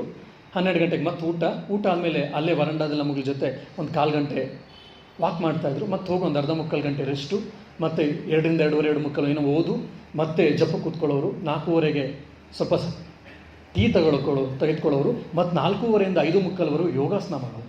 ತನ್ನ 70ನೇ ವಯಸ್ಸಲ್ಲಿ ಯೋಗಾಸನ ಮಾಡಿದ್ದು ನಾನು ನೋಡಿದ್ದೀನಿ. ಸೂರ್ಯ ನಮಸ್ಕಾರ ಎಲ್ಲ ಮಾಡ್ತಾಯಿದ್ರು. ಮತ್ತು 5:15 ಆದಮೇಲೆ ಫ್ರೆಶ್ ಅಪ್ ಆಗಿ 6:20ಕ್ಕೆ ಬಂದುಬಿಡೋರು ಆರತಿಗೆ. ಆರತಿ ಮುಗಿಸೋದು ಮತ್ತೆ ಅಲ್ಲೇ ಕೂತ್ಕೊಳ್ಳೋರು ಕೆಲವು ಟೈಮಲ್ಲಿ. ಇನ್ನು ಕೆಲವು ಟೈಮ್ ರೂಮಿಗೆ ಬಂದು ಜಪ ಮಾಡೋರು. ಊಟ ಆದಮೇಲೆ ನೈಟ್ ಕ್ಲಾಸಿಗೆ ಬರೋರು. ನೈಟ್ ಕ್ಲಾಸ್ ಆದಮೇಲೆ ಮತ್ತೆ ಕಥಾಮೃತವನ್ನು ಓದಿ ಅವರು ಮಲಗ್ತಾಯಿದ್ರು. ಅವ್ರು ಹೇಳಿದರು, ಕೊನೆಯವರೆಗೂ ನಿನ್ನ ಜೀವನ ಇರೋವರೆಗೂ ನೀನು ರಾಮಕೃಷ್ಣನ್ ಬಿಡಬೇಡ, ಎಷ್ಟೇ ಆದರೂ ಆರಾಧಕವನ್ನು ಬಿಡಬೇಡ ಅಂಥೇಳಿ ಹಲವಾರು ಜನಕ್ಕೆ ಅವ್ರು ಹೇಳಿದ್ದನ್ನು ನಾವು ಕೇಳಿದ್ದೀವಿ. ಅವರು ರಾತ್ರಿನೇನು ಅವರು ದೇಹ ಬಿಡೋಕೆ ಒಂದು 3 ದಿವಸದ ಮುಂಚೆ ಅವ್ರಿಗೆ ಹೊಟ್ಟೆ ಉಬ್ಬರ ಪ್ರಾರಂಭ ಆಗಿ ಅಜೀರ್ಣ ಪ್ರಾರಂಭ ಆಯಿತು. ಅಷ್ಟೇ, ಬಿಟ್ಟರೇನೇನಿರಲಿಲ್ಲ. 3 ದಿವಸ ತುಂಬ ಒದ್ದಾಡ್ತಾ ಇದ್ದಾರೆ. ದೇಹವನ್ನು ಬಿಡುವಂಥ ಸಾಯಂಕಾಲ ತುಂಬ ಸುಸ್ತಾಗಿದ್ದಾರೆ. ಏನೂ ತಿನ್ನಲಿಕ್ಕಾಗ್ತಿಲ್ಲ, ಏನೂ ಮಾಡಲಿಕ್ಕಾಗ್ತಿಲ್ಲ. ನಾವೆಲ್ಲ ಹೇಳ್ತಾ ಇದ್ದೀವಿ, ಸ್ವಾಮೀಜಿ ಬೇಡ, ಇವತ್ತು ನೀವು ತುಂಬ ಸುಸ್ತಾಗಿದ್ದೀರಾ, ಎದ್ದೋಳ್ಲಿಕ್ಕೂ ನಿಮ್ಗೆ ಹಾಸಿಗೆಯಿಂದ ಆಗ್ತಾ ಇಲ್ಲ, ಇವತ್ತೊಂದು ದಿವಸ ಬಿಟ್ಬಿಡಿ. ಇವತ್ತು ಡಾಕ್ಟರ್ ಎಲ್ಲ ಬರ್ತಾರೆ, ರಾತ್ರಿ ಏನಾದರೂ ಇಂಜೆಕ್ಷನ್ಸ್ ಎಲ್ಲ ಕೊಡ್ತಾರೆ, ನಾಳೆ ಬೇಕಾದರೆ ನೀವು ಪ್ರೇಯರ್ಗೆ ಬರುವುದಂತೆ ಅಂತ ಹೇಳ್ತಾ ಇದ್ವಿ. ಇಲ್ಲ, ನಾನು ಇರುವವರೆಗೂ ರಾಮಕೃಷ್ಣ ಆರಾಧಕರು ನನಗೆ ಬಿಡೋಕ್ಕಾಗಲ್ಲ ಅಂತ. ಎದ್ದೊಳ್ಲಿಕ್ಕೆ ಆಗ್ತಿಲ್ಲ. ಕೊನೆಗೆ ಇಬ್ಬರು ನಾವು ನಮ್ಮ ಹೆಗಲ ಮೇಲೆ ಆ ಕಡೆ ಒಬ್ಬರು ಬ್ರಹ್ಮಚಾರಿ, ಈ ಕಡೆ ಒಬ್ಬರು ಬ್ರಹ್ಮಚಾರಿ, ಇಬ್ಬರು ಕರ್ಕೊಂಡು ಹೋದ್ವಿ. ಕುತ್ಕೊಂಡು ಪ್ರತಿ ಸಲ ತಾಳ ಹಾಕಿ ಗಾಂಗನ್ ಬಾರಿಸ್ತಾ ಇದ್ರು ಅವರು. ಅವತ್ತು ಕೂಡ ಗಾಂಗನ್ ಬಾರಿಸಿದ್ರು, ತಾಳವನ್ನು ಬಾರಿಸಿದ್ರು. ಖಂಡನ ಮುಗೀತು. ಓಂ ದ್ವಿಮೃತಂ ಹೆಚ್ಚು ಕಡಿಮೆ 1/2 ಆಯಿತು. ಇನ್ನು ಅವ್ರಿಗೆ ಎಷ್ಟೇ ಕೂತ್ಕೊಳ್ಬೇಕಂದ್ರೂ ದೇಹ ನಿಧಾನಕ್ಕೆ ಬೀಳಲಿಕ್ಕೆ ಪ್ರಾರಂಭ ಆಯಿತು. ಕೊನೆಗೆ ನಾವು ಅವ್ರನ್ನ ಕರ್ಕೊಂಡು ಬಂದ್ವಿ ಕೋಣೆಗೆ. ಅದಾಗ ಸ್ವಲ್ಪ ಹೊತ್ತಿಗೆ ಡಾಕ್ಟರ್ ಬಂದು ನೋಡಿದ್ರು. ಇಲ್ಲ, ತುಂಬ ಕಷ್ಟ ಆಗುತ್ತೆ, ಏನು ಮಾಡಲಿಕ್ಕಾಗಲ್ಲ, ಹಾಸ್ಪಿಟ್ಲಿಗೆ ಕರ್ಕೊಂಡು ಹೋಗಿ. ಸೆಂಟ್ ಜಾನ್ಸ್ ಹಾಸ್ಪಿಟ್ಲಿಗೆ ಕರ್ಕೊಂಡು ಹೋಯಿತು. 10:30 ಅಷ್ಟೊತ್ತಿಗೆ, 9:30 ಅಷ್ಟೊತ್ತಿಗೆ ICUಗೆ ಹಾಕಿದ್ರು. ICUಲ್ಲಿ ಹಾಕಿದ್ರು. ಆಮೇಲೆಲ್ಲ ನೋಡಿಬಿಟ್ಟು ಎಲ್ಲ ಕರೆಕ್ಟಾಗಿದೆ, ಏನು ತೊಂದರೆ ಇಲ್ಲ ಅಂತೇಳಿ ಜನರಲ್ ವಾರ್ಡಿಗೆ ಶಿಫ್ಟ್ ಮಾಡಿದ್ರು. ಇದು ಬೆಳಗಿನ ಜಾವ 3 ಗಂಟೆ ಆಗಿದೆ. ಇಷ್ಟೊತ್ತಿಗೆ ಆಗಲೇ 3 ಗಂಟೆಗೆ ಎದುರಿಸಲು ಪ್ರಾರಂಭ ಆಯಿತು. ಅವ್ರಿಗೆ ಎದುರಿಸಲು ಪ್ರಾರಂಭ ಆಯಿತು. ಮಲಗಿದ್ದವರು ಎದ್ದೊಳ್ಲಿಕ್ಕೂ ಆಗ್ತಿಲ್ಲ, ಮಲಗಲಿಕ್ಕೂ ಆಗ್ತಿಲ್ಲ. ಎದುರಿಸಲು ಜೋರಾಗಿ ಇದು ಮಾಡ್ತಿದ್ದಾರೆ. ನಾನು ಮತ್ತು ಇನ್ನೊಬ್ಬ ಸ್ವಾಮೀಜಿ ಇದ್ವಿ. ಅವರ ಎದುರಿಸು ನೋಡಿದಾಗ ನಮ್ಗೆ ಅರ್ಥ ಆಯಿತು, ಇನ್ನು ಅಷ್ಟೇ ಅಂತೇಳಿ. ಎದುರಿಸು ಬಿಡೋ ಸಮಯದಲ್ಲಿ ಏನು ಮಾಡೋದು, ತುಂಬ ಕಷ್ಟಪಡ್ತಿದ್ರಲ್ಲ, ಎದುರಿಸು ಬಿಡ್ತಾ ಇದ್ದಾರಲ್ಲ ಅಂತ ಆ ವಯಸ್ಸಿನಲ್ಲಿ 75ನೇ ವಯಸ್ಸಲ್ಲಿ ಯೋಚನೆ ಮಾಡ್ತಾಯಿದ್ವಿ. ಇಮ್ಮಿಡಿಯಾಗಿ ನಮಗೂ ನೆನಪಾಯಿತು, ಸ್ವಾಮೀಜಿ, ಗುರು ಮಹಾರಾಜ್, ಮದರ್, ಸ್ವಾಮೀಜಿ, ಗುರುದೇವ್, ಸ್ವಾಮಿ ಶರ್ವಾನಂದರಿಂದ ದೀಕ್ಷೆಯನ್ನು ಪಡೆದಿದ್ರು, ಮಂತ್ರ ದೀಕ್ಷೆಯನ್ನು ಸ್ವಾಮಿ ಶರ್ವಾನಂದರಿಂದ. ಯಾವಾಗ ಗುರು ಮಹಾರಾಜ್ ಅಂತ ಹೆಸರು ಕೇಳಿದ್ವೋ ಸುಮ್ಮನೆ ಆಗಿಬಿಟ್ರು. ಅಂದರೆ ಆ ಸಮಯದಲ್ಲೂ, ಆ ನೋವಿನಲ್ಲೂ, ಪ್ರಾಣ ಪಕ್ಷಿ ಹಾರಿ ಹೋಗುವ ಸಮಯದಲ್ಲೂ ಗುರುಮಹಾರಾಜ್ ಹೆಸರು ಕೇಳಿದ ತಕ್ಷಣ ಅಷ್ಟು ನೋವಿನಿಂದ ಅವ್ರು ಇದು ಮಾಡ್ತಿದ್ರು. ಗುರುಮಹಾರಾಜ್ ಅಂತ ಒಂದು ಹೆಸರು ಪದ ಕೇಳಿದ ತಕ್ಷಣ ಸುಮ್ಮನೆ ಆಗಿಬಿಟ್ರು, ಕಾಮಾಗ್ಲಿಕ್ಕೆ ಪ್ರಾರಂಭ ಮಾಡಿದ್ರು. ಮಧುರು ಸ್ವಾಮೀಜಿ ಅವ್ರ ಗುರುಗಳ ಹೆಸರು ಹೇಳಿದ ತಕ್ಷಣ ಪೂರ್ತಿಯ ಕಾಮಾಗ್ಲಿ, ಹಾಂ ಗುರು ಮಹಾರಾಜ್ ನನ್ನ ಗುರುಗಳು ಆಶೀರ್ವಾದ ಮಾಡಿದ್ರು, ನನ್ನ ಕಾಪಾಡಿದ್ದಾರೆ, ನನ್ನ ಗುರು ಮಹಾರಾಜ್ ಅಂತ ಹೇಳ್ತಾ ಪ್ರಾಣ ಪಕ್ಷಿ ಹಾರಿ ಹೋಯ್ತು. ಅಂದರೆ ಹೇಗೆ ಇಡೀ ಯಾಕೆ ಆ ರೀತಿ ಆ ಸಮಯದಲ್ಲೂ ಕೂಡ ಗುರುಮಹಾರಾಜ್ ಒಂದು ಪದ ಕೇಳಿದ ತಕ್ಷಣ ಅವ್ರು ಪೂರ್ತಿಯಾಗಿ ಇದಾಯಿತು ಅಂತಂದರೆ ಅವರ ಜೀವನ ಆ ರೀತಿಯಾಗಿ ದಿನಚರಿಯಾಗಿತ್ತು. ಇಡೀ ಅವರ ಜೀವನ ರಾಮಕೃಷ್ಣ ಮಯವನ್ನಾಗಿ ಆಧ್ಯಾತ್ಮಿಕವನ್ನಾಗಿ ಮಾಡ್ಕೊಂಡಿದ್ರು. ಆವಾಗ ಮಾತ್ರ ನಮಗಿಂತಹ ಜೀವನವನ್ನು, ಇಂತಹ ಸಾವು ನಮಗೆ ಸಿಗಲಿಕ್ಕೆ ಸಾಧ್ಯ. ಅದೇ ರೀತಿ ಮಾಸ್ಟರ್ ಮಹಾಶಯರು ತನ್ನ 82ನೇ ವಯಸ್ಸಿನಲ್ಲಿ ಬ್ರೇಕ್ ಇಲ್ಲದೆ 82 ಹೆಸರುಗಳನ್ನು ಪವಿತ್ರವಾದ ತೀರ್ಥಸ್ಥಾನಗಳು ಅಂತ ಲಿಸ್ಟನ್ನು ಕೊಡ್ತಾರೆ ಮಾಸ್ಟರ್ ಮಹಾಶಯರು. ಅಂದರೆ ಹೇಗಿರಬಹುದು? ಇನ್ನೊಂದ್ಸರಿ ಹೇಳ್ತಾರೆ, ಶ್ರೀರಾಮಕೃಷ್ಣ ಭಾವಚಿತ್ರವನ್ನು ನೋಡ್ತಾ ಹೇಳ್ತಾರೆ, ಅವ್ರ ಮುಖ ನೋಡಿದ್ರೆ ಎಂಥ ಆನಂದ, ಅವರ ಮಾತು ಕೇಳಿದ್ರೆ ಎಂಥ ಆನಂದ. ಅವ್ರ ಜೊತೆ ಇದ್ದಾಗೆಲ್ಲ ನಮಗೇನು ಅನ್ಬೋದು, ನಿತ್ಯೋತ್ಸವ ಅಂತ ಪದವನ್ನು ಉಪಯೋಗಿಸ್ತಾರೆ. ಶ್ರೀರಾಮಕೃಷ್ಣ ಜೊತೆ ಇದ್ದಷ್ಟೂ ದಿವಸಗಳು ಕೂಡ ನಮಗೆ ನಿತ್ಯೋತ್ಸವದ ಭಾವನೆ ಇತ್ತು, ನಮ್ಗೆ ಯಾವತ್ತೂ ಏನೂ ಕಡಿಮೆ ಇತ್ತಂತ ನಮ್ಗೆ ಅನ್ನಿಸ್ಲಿಲ್ಲ ಅಂತ ವಲ್ಲಭಾಚಾರ್ಯರು ಮಧುರಾಷ್ಟಕಮಲ್ಲಿ ಬರೀತಾರೆ. ಅಧುರಂ ಮಧುರಂ ನಯನಂ ಮಧುರಂ ಹಸಿತಂ ಮಧುರಂ ಅಂತೇಳಿ. ಅಂದರೆ ಭಗವಂತನ ಚಿಂತನೆ ಎಲ್ಲವೂ ಕೂಡ ಮಧುರ. ಯಾಕೆ? ಮಧುರಾಧಿಪತಿ ಅಖಿಲ ಮಧುರಂ. ಅವನ ನಡೆ, ಅವನ ಮುಗುಳ್ ನಗು, ಅವನ ಮಾತು ಎಲ್ಲ, ಅವನು ಕೈ ಎತ್ತೋದಾಗಿರ್ಬೋದು, ಕಾಲೆತ್ತೋದು ಎಲ್ಲವೂ ಕೂಡ ಮಧುರ ಅಂತೇಳಿ ವಲ್ಲಭಾಚಾರ್ಯ ಮಧುರಾಷ್ಟಕದಲ್ಲಿ ಬರೀತಾರೆ. ಇದನ್ನು ಮಾಸ್ಟರ್ ಮಹಾಶಯರು ಅವ್ರ ಜೀವನದಲ್ಲಿ ಹೇಳ್ತಾರೆ. ಶ್ರೀರಾಮಕೃಷ್ಣ ಮಖವನ್ನು ನೋಡಿದ್ರೆ ಎಂಥ ಆನಂದ ಆಗುತ್ತೆ. ಸ್ವರ್ಗ ಸದೃಶವಾದ ಆನಂದ ಅವ್ರ ಮುಖದಲ್ಲಿ ನಾವು ನೋಡ್ತಾ ಇದ್ವಿ. ಸಮಾಧಿಯಲ್ಲಿ ಹೋದಾಗ, ಅವ್ರ ಜೊತೆ ಇದ್ದಾಗ ಲೀಲಾ ಉತ್ಸವ, ನಮ್ಗೆ ಯಾವತ್ತು ಏನೇ ಬೇಜಾರಿದ್ರು ಶ್ರೀರಾಮಕೃಷ್ಣ ಹತ್ರ ಹೋದರೆ ಆ ಬೇಜಾರೆಲ್ಲ ನಮ್ಗೆ ಹೊರಟೋಗ್ತಾ ಇತ್ತು ಅಂತ. ಇದು ಸಾಧು ಸಂತರ, ಹಲವಾರು ಮಹಾತ್ಮರ ಜೊತೆ ನಾವೇನಾದ್ರೂ ಜೀವನವನ್ನು ಮಾಡಿದ್ರೆ ಅವ್ರ ಜೊತೆ ಆಗುತ್ತೆ. ಇನ್ನೊಂದು ನಮ್ಮ ರಾಮಕೃಷ್ಣ ಮಠದಲ್ಲಿ ಇನ್ನೊಬ್ಬರ ಈ ರೀತಿಯಾದ ಅನುಭವ ಆಗಿದ್ದು ಸ್ವಾಮಿ ನಿಸ್ವಾನಂದಜಿ ಅಂತ ಹೇಳಿ. ಲಾಸ್ಟಲ್ಲಿ ಕೇರಳದಲ್ಲಿ ಒಂದು ಸೆಂಟ್ರಲ್ಲಿ ಇದ್ದರು. 65-70ನೇ ವಯಸ್ಸಲ್ಲೂ ಕೂಡ ಅವರು ದೇಗುಲವನ್ನು ಒರೆಸ್ತಾ ಇದ್ದನ್ನು ನಾವು ನೋಡಿದ್ವಿ. ಅವ್ರ ಜೊತೆ ನೀವು 5 ನಿಮಿಷ ಸುಮ್ಮನೆ ಏನೋ ಮಾತಾಡಿ, ದೇವ್ರ ಬಗ್ಗೆ ಆದರೂ ಮಾತಾಡಿ, ಏನೋ ಸುಮ್ಮನೆ ಒಂದು 5 ನಿಮಿಷ ಏನೋ ಮಾತಾಡಿ ಆಚೆಗೆ ಬಂದು ಕೂಡ ನಿಮ್ಗೇನೋ ಒಂದು ಆನಂದ, ಶಾಂತಿ, ನೆಮ್ಮದಿಯ ಅನುಭವ ಆಗ್ತಾ ಇತ್ತು ಅವ್ರ ಜೊತೆ ಅಂತ. ಹಲವಾರು ಜನ ಸನ್ಯಾಸಿಗಳಿದ್ದಾರೆ. ಸ್ವಾಮಿ ನಿಸ್ವಾನಂದಜಿ ವಾಸ್ ನೋನ್ ಫಾರ್ ಇಟ್. ಯಾಕೆ? ಅವ್ರು ಯಾವಾಗಲೂ ಕೂಡ ಜಪ ಮಾಡ್ತಿದ್ರು. ವೃದ್ಧಾಪ್ಯದಲ್ಲಿ ಅವ್ರಿಗೆ ನಿದ್ದೆ ಬರ್ತಿರಲಿಲ್ಲ. ನಾವು ಕೇಳಿ ಎಷ್ಟೊತ್ತು ನಿದ್ದೆ ಮಾಡ್ತೀರಾ ಅಂತ. 1-1.5 ಗಂಟೆ ನಿದ್ದೆ ಬರ್ಬೋದು ನನಗೆ ಅಂತ. ಮಿಕ್ಕಿ ಟೈಮಲ್ಲಿ ರಾತ್ರಿಯಲ್ಲಿ ಏನು ಮಾಡ್ತೀರಾ? ಏನು ಮಾಡೋದು? ಗುರು ಕೊಟ್ಟ ಮಂತ್ರ ಐತಲ್ಲ ಅದನ್ನು ಜಪ ಮಾಡ್ತಿರ್ತೀನಿ ಅಷ್ಟೇ ಅಂತ. ಅವ್ರು ಎಷ್ಟು ಸಲೀಸಾಗಿ ಹೇಳ್ಬಿಟ್ರು ಅಂದರೆ ನಮಗೆ ಅವಾಗ ಇನ್ನೂ ನಾವು ಜಾಯ್ನ್ ಆಗಿದ್ದಂಥ ಬ್ರಹ್ಮಚಾರಿಗಳು ಕೇಳಿ ಆಶ್ಚರ್ಯ ಆಗುತ್ತೆ. ಇಡೀ ರಾತ್ರಿ ಜಪ ಮಾಡ್ಲಿಕ್ಕೆ ಸಾಧ್ಯನಾ? 1 ದಿವಸ ಅಲ್ಲ, 2 ದಿವಸ ಅಲ್ಲ, 3 ದಿವಸ ಅಲ್ಲ, 1 ವಾರ ಅಲ್ಲ, ಹಲವಾರು ವರ್ಷಗಳಿಂದ ಮಾಡ್ತಾ ಇದ್ದಾರೆ ಅಂತ ಆಮೇಲೆ ನಮಗೆ ಗೊತ್ತಾಗುತ್ತೆ. ಅವ್ರು ಎಷ್ಟು ಸಲೀಸಾಗಿ ಹೇಳಿದ್ರು, ರಾತ್ರಿ ನಿದ್ದೆ ಬರ್ರಿ ಅಂದ್ರೆ ಏನು ಮಾಡ್ತೀರಾ? ಏನು ಮಾಡೋದು? ಗುರು ಕೊಟ್ಟ ಮಂತ್ರ ಇದೆಯಲ್ಲ, ಜಪ ಮಾಡ್ತಾ ಇರೋದು ಅಷ್ಟೇ. ಹಾಗಾಗಿ ಅವ್ರದ್ದು ಯಾರು ಹೋಗ್ತಿದ್ರು ಕೂಡ ಆ ಆನಂದ, ಶಾಂತಿ, ನೆಮ್ಮದಿ ಸಿಗ್ತಾ ಇತ್ತು. ಯಾರು ರಾಮಕೃಷ್ಣ ಮಯವನ್ನಾಗಿ ಅವ್ರು ಜೀವನ ಮಾಡ್ಕೊಳ್ತಾರೋ ಅವ್ರಿಗೆ ಶಾಂತಿ, ನೆಮ್ಮದಿ, ತೃಪ್ತಿ, ಕಟ್ಟಿಟ್ಟ ಬುತ್ತಿ. ಇದನ್ನೇ ಮಾಸ್ಟರ್ ಮಹಾಶಯ ಹೇಳ್ತಾನೆ. ಏನಪ್ಪ ಅಂತಂದರೆ, ಠಾಕೂರ್ ಜೊತೆ ಇದ್ದಷ್ಟೂ ದಿವಸ ನಮ್ಗೆ ಎಂಥ ಭಾವನೆ ಇತ್ತು ಗೊತ್ತೇನು? ಎಂಥ ಭಾವನೆ ಅಲ್ಲ, ಅನುಭವ, ನಿತ್ಯೋತ್ಸವದ ಭಾವನೆ. ನಮ್ಮ ಜೀವನದ ಅಷ್ಟಪ್ರಹಾರಗಳು ಅಂತ ಸಾಮಾನ್ಯ 6 ಪ್ರಹಾರ ನಾವು ಕೇಳಿರೋದು, ಇವರು ಅಷ್ಟಪ್ರಹಾರಗಳು ಕೂಡ ಉತ್ಸವದ ಅನುಭವ ನಮಗಿತ್ತು. ಮಾಸ್ಟರ್ ಮಹಾಶಯನಿಗೆ ಹೇಳ್ತಾರೆ ಶ್ರೀರಾಮಕೃಷ್ಣ ಜೊತೆ. ಯಾಕೆ? ಅವರು ಮಾತಾಡೋದು, ಅವರ ನಡೆ, ನುಡಿ, ಹಾವಭಾವ ಎಲ್ಲವೂ ಕೂಡ ಅದ್ಭುತವಾದದ್ದು. ಅವರ ಕೃಪೆಯಿಂದ ಸಾಕಾರ ನಿರಾಕಾರ ರೂಪಗಳನ್ನು ನಾವು ದರ್ಶನ ಮಾಡಿಬಿಟ್ವಿ.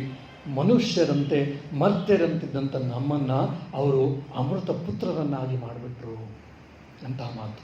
ಶೃಣ್ವಂತು ವಿಶ್ವೇ ಅಮೃತಸ್ಯ ಪುತ್ರಾಹ ಅಂತೇಳಿ ಶ್ವೇತಾಶ್ವತೋಪನಿಷತ್ ಮಂತ್ರ ನಾವೆಲ್ಲ ಕೇಳಿದ್ವಿ. ಅದನ್ನೇ ಸಾಕ್ಷಾತ್ತಾಗಿ ಮಾಸ್ಟರ್ ಮಹಾಶಯ ಹೇಳ್ತಾರೆ.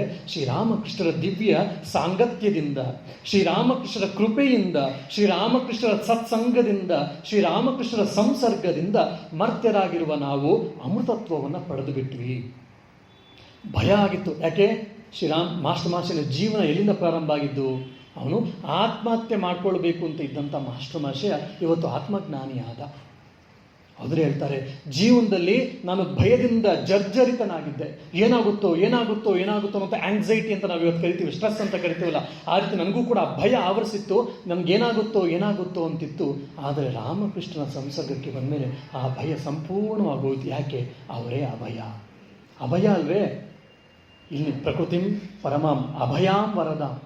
ಅಭಯದಾತೆ ಅವಳು ಕೂಡ ಅಷ್ಟೇ, ಜಗಜ್ಜನಿ ಶಾರದಾ ಮಾತೆ. ಅದೇ ಥರ ಅಭಯವನ್ನು ಕೊಟ್ಟರು ಈ ಶ್ರೀರಾಮಕೃಷ್ಣರು. ಹಾಗಾಗಿ ನನಗೆ ಇವತ್ತು ಜೀವನದಲ್ಲಿ ಸಾವಿನ ಮೇಲಾಗಲಿ ಯಾವ ವಿಷಯದಲ್ಲೂ ಕೂಡ ನನಗೆ ಯಾವ ಭಯವಿಲ್ಲ, ಒತ್ತಡವಿಲ್ಲ, ಮುಂದೇನಾಗುತ್ತೆ ಅನ್ನೋಂಥ ಆಲೋಚನೆ ಇಲ್ಲ. ಯಾಕಂದರೆ ಅವರ ಅಭಯ ನನಗೆ ಸಿಕ್ಕಿದೆ ಅಂತ ಹೇಳಿ.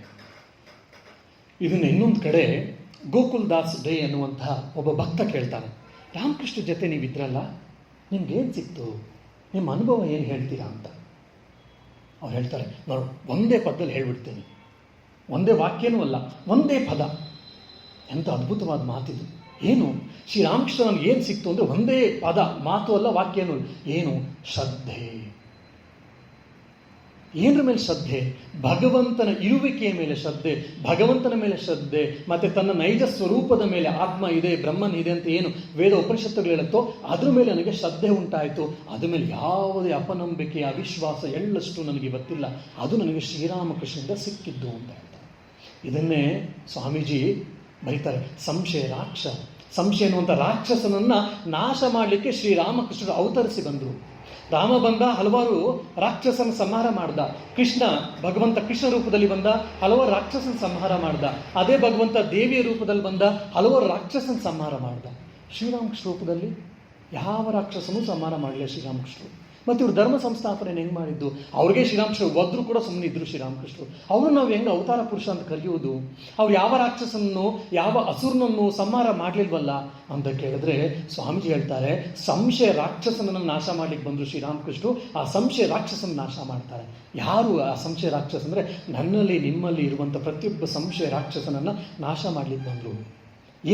ಅದಕ್ಕೆ ತೆಲುಗುలో ಒಂದು ಒಳ್ಳೆ ಮಾತಿದೆ, ಅನುಮಾನಂ ಪೆದ್ದ ರೋಗಂ ಅಂತ ಹೇಳಿ. ನಮಗೇನಾದರೂ ಅನುಮಾನ ಇತ್ತು ಅಂದರೆ ಅದರಿಂದ ನಾವು ಇದಾಗ್ತದೆ. ಎಷ್ಟೋ ಸಂಸಾರಗಳು ಹಾಳಾಗುತ್ತೆ, ದೊಡ್ಡ ದೊಡ್ಡ ಸಂಘ ಸಂಸ್ಥೆಗಳು ಈ ಅನುಮಾನದಿಂದ ಹಾಳಾಗುತ್ತೆ. ಅಂತಹ ಅಪನಂಬಿಕೆ, ಅನುಮಾನ, ಅವಿಶ್ವಾಸ ಏನರ ಮೇಲೆ ಇರುತ್ತೆ? ಭಗವಂತನ ಮೇಲೆ, ಭಗವಂತನ ಅಸ್ತಿತ್ವದ ಮೇಲೆ, ಶಾಸ್ತ್ರ ಗ್ರಂಥಗಳ ಮೇಲೆ, ನಮ್ಮ ಗುರುವಿನ ಮೇಲೆ, ಗುರುವಿನ ವಾಕ್ಯದ ಮೇಲೆ ಈ ರೀತಿಯಾದ ಅಪನಂಬಿಕೆ, ಅವಿಶ್ವಾಸಗಳು ನಮ್ಗೆ ಸಾಕಷ್ಟು ಇರುತ್ತೆ. ಅಂತಹ ಈ ಅಪನಂಬಿಕೆ, ಅವಿಶ್ವಾಸಗಳು ಅನ್ನುವಂಥ ಸಂಶಯ ರಾಕ್ಷಸನ್ನ ಈ ಕಲಿಕಾಲದಲ್ಲಿ ನಾಶ ಮಾಡಲಿಕ್ಕೆ ಶ್ರೀರಾಮಕೃಷ್ಣರು ಬಂದರು ಅಂತೇಳಿ. ಅದನ್ನೇ ಮಾಸ್ಟರ್ ತುಂಬ ಚೆನ್ನಾಗಿ ಹೇಳ್ತಾರೆ. ಶ್ರೀರಾಮಕೃಷ್ಣ ನಮಗೇನು ಸಿಕ್ತು ಅಂದರೆ ಶ್ರದ್ಧೆ, ಅಂದರೆ ಭಗವಂತ ಇದ್ದಾನೆ. ಇದನ್ನೇ ರಾಮಕೃಷ್ಣ ವಚನ ವೇದದ ಉಪೋದ್ಘಾತದಲ್ಲಿ ಹೇಳ್ತಾರೆ ಕುವೆಂಪುರವರು ತುಂಬ ಚೆನ್ನಾಗಿ. ಶ್ರೀರಾಮಕೃಷ್ಣ ವಚನ ವೇದವನ್ನು ಓದ್ತಾ ಇದ್ರೆ ಪ್ರತಿ ಸಾಲಿನಲ್ಲಿ, ಪ್ರತಿಯ ಪುಟದಲ್ಲಿ ಏನಂತಂದರೆ ಭಗವಂತ ಇದ್ದಾನೆ, ಭಗವಂತನನ್ನು ಕಾಣ್ಬೋದು, ಸತ್ಯ ದರ್ಶನವನ್ನು, ಭಗವದ್ ದರ್ಶನ ಮಾಡ್ಕೊಳ್ಬೋದು ಅನ್ನುವಂಥದ್ದು ನಮಗೆ ಖಾತ್ರಿಯಾಗುತ್ತೆ ಶ್ರೀರಾಮಕೃಷ್ಣ ವಚನ ವೇದ ಓದಿದಾಗ ಅಂತೇಳಿ ಕುವೆಂಪುರವರು ಅಂತಹ ಆಲೋಚನೆ ನೋಡಿ ಅವರು. ಇದನ್ನೇ ಇವನು ಕೂಡ ಮಾಸ್ಟರ್ ಮಾಷೆ ಕೂಡ ಹೇಳ್ತಾನೆ. ಶ್ರೀರಾಮಕೃಷ್ಣ ಜೊತೆಗೆ ಬಂದರೆ, ಶ್ರೀರಾಮಕೃಷ್ಣ ಜೀವನವನ್ನು ಅಧ್ಯಯನ ಮಾಡಿದ್ರೆ, ಶ್ರೀರಾಮಕೃಷ್ಣ ಉಪದೇಶವನ್ನು ಕೇಳಿದ್ರೆ ನಮ್ಗೆ ಏನಾಗುತ್ತೆ? ತಲೆ ನೆಟ್ಟಗಾಗುತ್ತೆ. ಏನು ತಲೆ ನೆಟ್ಟಗಾಗೋದು ಅಂದರೆ ಭಗವಂತ ಇದ್ದಾನೆ, ನಾವು ಅದನ್ನು ಕಾಣ್ಬೋದು ಅನ್ನುವಂಥ ನಂಬಿಕೆ, ವಿಶ್ವಾಸ ದೃಢವಾಗಿ ಹೋಗ್ತಾ ಹೋಗುತ್ತೆ. ಇದೇ ಕೊನೆಗೆ ಯಾಕೆ ಭವರೋಗ ವೈದ್ಯ ಇವನು ಅಂತ. ಅದಕ್ಕೆ ತಮಾಷೆಯನ್ನು ಹೇಳ್ತಾ ಇರ್ತೇನೆ. ಅಲೋಪತಿ, ಹೋಮಿಯೋಪತಿ, ಆಯುಪತಿ ಅಂದರೆ ಆಯುರ್ವೇದ. ಸೊ ಕೆಲವು ಟೈಮ್ ಅಲೋಪತಿಗೆ ಹೋಗ್ತೀವಿ, ಹೋಮಿಯೋಪತಿಗೆ ಹೋಗ್ತಿರ್ತೀವಿ, ಆಯುಪತಿ ಹೋಗಿ ಕೊನೆಗೆ ಎಲ್ಲ ಆಗದೆ ಕೊನೆಗೆ ಶಾರದಾಪತಿ ಹತ್ರ ಬಂದು ನಾವು ಶರಣಾಗತಿ, ನೀನೇ ನಮ್ಮನ್ನು ಕಾಪಾಡಬೇಕಪ್ಪ ಅಂತ ಬರ್ತೀವಿ ಕೊನೆಗೆ. ಸೊ ಹಾಗಾಗಿ ಇವನು ಆ ಶಾರದಾಪತಿ ಹತ್ರ ಬಂದಿದ್ದ, ಶಾರದಾಪತಿ ಹತ್ರ ಶರಣಾಗತನಾಗಿದ್ದ ಈ ಮಾಸ್ಟರ್ ಮಾಷೆ. ನಾವು ಯಾವಾಗ ಬಂದು ಅವನ ಹತ್ರ ನೀನೊಬ್ಬನೇ ನಿಜವಾಗ್ಲೂ ಇರೋದು, ನನಗೆ ಇನ್ಯಾರೂ ಇಲ್ಲ ಅಂತ ನಿಜವಾಗ್ಲೂ ನಾವು ಯಾವಾಗ ಶರಣಾಗ್ತೀವೋ ಆವಾಗ ನಮಗೂ ಕೂಡ ಇಂಥ ಅನುಭವ ಪಡೀಲಿಕ್ಕೆ ಸಾಧ್ಯ ಆಗುತ್ತೆ. ಇನ್ನೊಂದು ಘಟನೆ, ಮಹಮೀಜ್ ಅಂತಲೂ ಮಹಮೀರ್ ಅಂತಲೂ ಒಂದು ಸ್ಥಳ ಇದೆ ಜಾರ್ಖಂಡ್, ಇವತ್ತಿನ ಜಾರ್ಖಂಡಲ್ಲಿ ಬರ್ತದೆ ಈ ಸ್ಥಳ. ಅಲ್ಲಿಗೆ ಯಾರೊಬ್ಬ ಭಕ್ತ ಕರೆದಿದ್ದ, ಅವನೊಬ್ಬ ರಾಮನ ಭಕ್ತ, ರಾಮನವಮಿಯ ಉತ್ಸವವನ್ನು ಮಾಡ್ತಾ ಇದ್ದಾನೆ. ಅವನು ಕಲ್ಕತ್ತೆಯಲ್ಲಿದ್ದ, ಆದರೆ ಅವನು ಜಾರ್ಖಂಡವನು. ಮಾಸ್ಟರ್ ಮಾಷೆಯ ಮೇಲೆ ತುಂಬ ಅಪಾರವಾದ ನಂಬಿಕೆ, ವಿಶ್ವಾಸ, ಶ್ರದ್ಧೆ. ಹಾಗಾಗಿ ರಾಮನವಮಿಯ ಉತ್ಸವಕ್ಕೆ ಕರೆದಿದ್ರು. ಮಾಸ್ಟರ್ ಮಾಷೆಯರು ಹೋಗಿದ್ದಾರೆ. ಅಲ್ಲಿಗೆ ಹೋಗ್ತಾ ಇರುವಂಥ ಸಮಯದಲ್ಲಿ ಒಂದು ದೊಡ್ಡ ಪುಷ್ಕರಣಿ, ಕೊಳ, ಇವತ್ತು ಇಲ್ಲ ನಮ್ಮ ಭಾಷೆಯಲ್ಲಿ ಹೇಳಬೇಕಂದ್ರೆ ಇಲ್ಲಿನ ಭಾಷೆಯಲ್ಲಿ ಕೆರೆ, ದೊಡ್ಡ ಕೆರೆಯ ಒಂದು ದೊಡ್ಡ ಬದು, ಅದ್ರ ಮೇಲೆ ಸಾಲು ಮರಗಳಿದೆ. ಸಾಲು ಮರಗಳು ನೋಡಿದ ತಕ್ಷಣ ಅವರಿಗೆ ಆ ಜಟ್ಕಾ ಮಂಡಿಲಿ ಹೋಗ್ತಿದ್ದಂಥ ಮಾಸ್ಟರ್ ಮಾಷೆ ನಿಲ್ಲಿಸಿ ಅಂತ ಹೇಳ್ತಾರೆ. ಅವ್ರಿಗೆಲ್ಲ ಆಶ್ಚರ್ಯ, ಯಾಕೆ ನಿಲ್ಸಕ್ಕೆ ಹೇಳ್ತಾ ಇದ್ದಾರೆ? ಮೋಸ್ಟ್ಲಿ ಏನೋ ನೇಚರ್ ಕಾಲ್ಗೆ ಹೋಗಬೇಕು ಏನೋ. ನಿಲ್ಲಿಸಿದ್ರು. ನೋಡಿದ್ರೆ ಇಲ್ಲ, ಮತ್ತೆ ನಮಸ್ಕಾರ ಮಾಡ್ತಾ ಇದ್ದಾರೆ. ಏನಾಯ್ತು ಇವ್ರಿಗೆ ಸಡನ್ನಾಗಿ? ಯಾಕೆ ಮಾಷೆ ಏನಾಯಿತು ಅಂದರೆ ಆ ಸಾಲು ಮರಗಳೆಲ್ಲ ನೋಡಿದ್ನಲ್ಲ, ಅದಕ್ಕೆ ನಮಸ್ಕಾರ ಮಾಡಬೇಕು ಅನ್ನಿಸ್ತು. ಸಾಲು ಮರಗಳು ನೋಡಲಿಕ್ಕೆ, ನಮಸ್ಕಾರ ಮಾಡಲಿಕ್ಕೆ ನಾಳೆ ಭಗವಂತ ಕೂತಿದ್ದಾನ, ನಿಮಗೆ ಭಗವದ್ ದರ್ಶನ ಆಯಿತಾ? ಇಲ್ಲ. ಜಯರಾಮ್ ಬಾಟಿಯಲ್ಲಿ ಸಾಲು ಮರಗಳಿತ್ತು. ಅಮ್ಮ ಹೇಳ್ತಾರೆ, ಶಾರದಾ ಮಾತೆಯವರು, ತಮ್ಮ ಮದುವೆಯಾಗಿ ಕಾಮಾರ್ಪುರಕ್ಕೆ ಬರುವಂಥ ಸಮಯದಲ್ಲಿ ಈ ಸಾಲು ಮರಗಳನ್ನು ನೋಡಿದ್ದೆ ಅಂತೇಳಿ ಶಾರದಾ ಮಾತೆಯವರು ಹೇಳ್ತಾ ಇದ್ರು. ಜಯರಾಂಬಾಟಿ ನೆನಪಾಯಿತು, ಶ್ರೀರಾಮಕೃಷ್ಣರನ್ನ ವಿವಾಹಿತಳಾದ ಜಗಜ್ಜನನಿ ತನ್ನ ಗಂಡನ ಮನೆಗೆ ಮೊದಲು ಬರ್ತಂಥ ಸಮಯದಲ್ಲಿ ಈ ರೀತಿ ಘಟನೆ ಆಗಿತ್ತು. ಸಾಲು ಮರ ನೋಡಿದ ತಕ್ಷಣ ನಂಗೆ ಅದು ನೆನಪಾಯಿತು, ಇದೊಂದು ತೀರ್ಥ ಸ್ಥಾನ ಅಂತೇಳಿ ನಾನು ನಮಸ್ಕಾರ ಮಾಡಲಿಕ್ಕೆ ಪ್ರಾರಂಭ ಮಾಡಿದೆ. ಮತ್ತೆ ಅವ್ರು ನಮಸ್ಕಾರ ಮಾಡಿ ಕಂಟಿನ್ಯೂ ಮಾಡ್ತಾರೆ ಮಾಸ್ಟರ್. ಈಗ ಯಾಕೆ ನಮಸ್ಕಾರ ಮಾಡ್ತಾ ಇದ್ದೀರಿ? ಮತ್ತೆ ಅಲ್ಲಿ ಒಂದು ಗುಡಿಸ್ಲು ಇದೆಯಲ್ಲ, ಅದಕ್ಕೆ ಗುಡಿಸ್ಲಿದ್ರೆ ಯಾಕೆ ನಮಸ್ಕಾರ ಮಾಡ್ತೀರಾ ಮಾಸ್ಟರೇ? ಇಲ್ಲ, ಆ ಗುಡಿಸ್ಲು ಎಂಥ ಗುಡಿಸ್ಲು, ಹುಲ್ಲಿನ ಮೇಲ್ಗಡೆ ಇರುವಂಥ 2 ಅಂತಸ್ತಿನ ಹುಲ್ಲು ಜೋಪಡಿಯ ಮನೆ. ಆ ಹುಲ್ಲು ಜೋಪಡಿ ಮನೆ ನೋಡಿದ ತಕ್ಷಣ ನಾನು ಕಾಮಾರ್ಪುರದಲ್ಲಿ ಶ್ರೀರಾಮಕೃಷ್ಣರು ಇದ್ದಂತಹ ಹುಲ್ಲು ಮನೆ ನಂಗೆ ನೆನಪಾಯಿತು. ಹಾಗಾಗಿ ಶ್ರೀರಾಮಕೃಷ್ಣ ಮನೆ ಅಂತೇಳಿ ನಾನು ನಮಸ್ಕಾರ ಮಾಡ್ತಾ ಇದ್ದೀನಿ. ಸಾಲು ಮರಗಳು ನೋಡಿದ ತಕ್ಷಣ ಜಯರಾಂಬಾಟಿಯ ಶ್ರೀಮಾತೆಯವರ ವಿವಾಹದ ಸಮಯದಲ್ಲಿ ಶ್ರೀಮಾತೆಯವರು ಏನು ಹೇಳಿದ್ರು ಅದು ನೆನಪಾಗಿದೆ. ಎಲ್ಲೆಲ್ಲಿ ಹುಲ್ಲಿಗಳಿಂದ ಆಚ್ಛಾದಿಸಿದಂತಹ ಏನೊಂದು ಗುಡಿಸಲು ನೋಡಿದಂಥ ಕಾಮಾರ್ಪುರದಲ್ಲಿ ಶ್ರೀರಾಮಕೃಷ್ಣ ಗುಡಿಸಲನ್ನ ಇದ್ದಂಥ ಮನೆ ನೋಡಿದ ತಕ್ಷಣ ಅದು ನೆನಪಾಗ್ತಿದೆ ಈ ಮಾಸ್ಟರ್ ಮಹಾಶಯನಿಗೆ. ಅವರ ಜೀವನ ಹೇಗೆ ಆಧ್ಯಾತ್ಮೀಕರಣವನ್ನಾಗಿ ಮಾಡಿಕೊಂಡಿದ್ರು, ಪ್ರತಿಯೊಂದು ವಸ್ತುವಿನಲ್ಲೂ ಪ್ರತಿಯೊಂದು ಘಟನೆಗಳಲ್ಲೂ ಕೂಡ ಹೇಗೆ ಅವರ ಇಷ್ಟ ದೇವರನ್ನು ಅವ್ರು ಕಾಣ್ತಾ ಇದ್ರು ಅಂತ. ಸೊ ಹಾಗಾಗಿ ಇದೇ ಪ್ರಾಯಶಃ ಸುಮಾಸರಿ ಹೇಳಿದ್ದೀನಿ, ಯೋಗ ವಾಸಿಷ್ಠದಲ್ಲೋ ಅಧ್ಯಾತ್ಮ ರಾಮಾಯಣದಲ್ಲೂ ಬರುತ್ತೆ. ತಚ್ಚಿಂತನಂ ತತ್ ಕಥನಂ ಅನ್ಯೋನ್ಯ ತತ್ ಪ್ರಬೋಧನಂ ಏತತ್ತೇಕ ಪರತ್ವಂಚ ಬ್ರಹ್ಮಭ್ಯಾಸ ವಿದುರ್ಬುಧಾಹ. ಪಂಡಿತರನ್ನ, ಬ್ರಹ್ಮಜ್ಞಾನಿಗಳನ್ನ ಒಬ್ಬರು ಕೇಳ್ತಾರಂತೆ, ಸ್ವಾಮಿ ವೇದ ಉಪನಿಷತ್ತು ಅವೆಲ್ಲ ನಮ್ಗೆ ಓದ್ಲಿಕ್ಕೆ ಸಾಧ್ಯ ಇಲ್ಲ, ಅದೇನೇನೋ ಒಬ್ಬೊಬ್ಬರೊಂದೊಂದು ಮಾರ್ಗಗಳೆಲ್ಲ ಹೇಳ್ತಿರ್ತಾರೆ, ನಮ್ಗೆ ಕನ್ಫ್ಯೂಸ್ ಆಗಿದೆ, ಯಾವುದಾದ್ರೂ ಒಂದು ಇದು ಮಾರ್ಗ ಅಂತ ನೇರವಾಗಿ ಇದಮಿತ್ತಮ್ ಅಂತೇಳಿ ಒಂದು ನೇರವಾದ ಮಾರ್ಗ ಹೇಳ್ಬಿಡಿ, ಅದನ್ನು ನಾವು ಫಾಲೋ ಮಾಡ್ತೀವಿ, ನಮ್ಗೆ ಸಾಕು ಅಂತ ಹೇಳಿ ಶಿಷ್ಯ ಕೇಳ್ದಾಗ ಹೇಳ್ತಾನೆ. ಆ ಗುರು ಹೇಳ್ತಾನೆ, ನೋಡು, ತಚ್ಚಿಂತನಂ, ಅದರ ಕುರಿತು ಆಲೋಚಿಸು, ಚಿಂತಿಸು. ತತ್ ಚಿಂತನಂ ತತ್ ಕಥನಂ, ಅದ್ರ ಕುರಿತೇ ಮಾತಾಡಬೇಕು, ಇನ್ನೇನು ಮಾತಾಡಬಾರ್ದು. ಅನ್ಯೋನ್ಯ ಪರಸ್ಪರ, ತತ್ ಪ್ರಬೋಧನ್, ಅದರ ಮೇಲೆ ಧ್ಯಾನ ಮಾಡಬೇಕು. ಏತತ್, ಇದು ಏಕ, ಇದೊಂದೇ ದಾರಿ. ಏನಕ್ಕೆ? ಪರತ್ವಂಚ, ಪರ ಅಂತಂದರೆ ಉತ್ತಮವಾದ್ದು, ಮೇಲ್ಗಡೆ ಅಂದರೆ ಆ ಬ್ರಹ್ಮಜ್ಞಾನವನ್ನು ಪಡಿಲಿಕ್ಕೆ, ಭಗವಂತನ ಸಾಕ್ಷಾತ್ಕಾರವನ್ನು ಪಡಿಲಿಕ್ಕೆ ಇದೊಂದೇ ಮಾರ್ಗ ಅಂತ ಹೇಳ್ತಿದ್ದಾರೆ.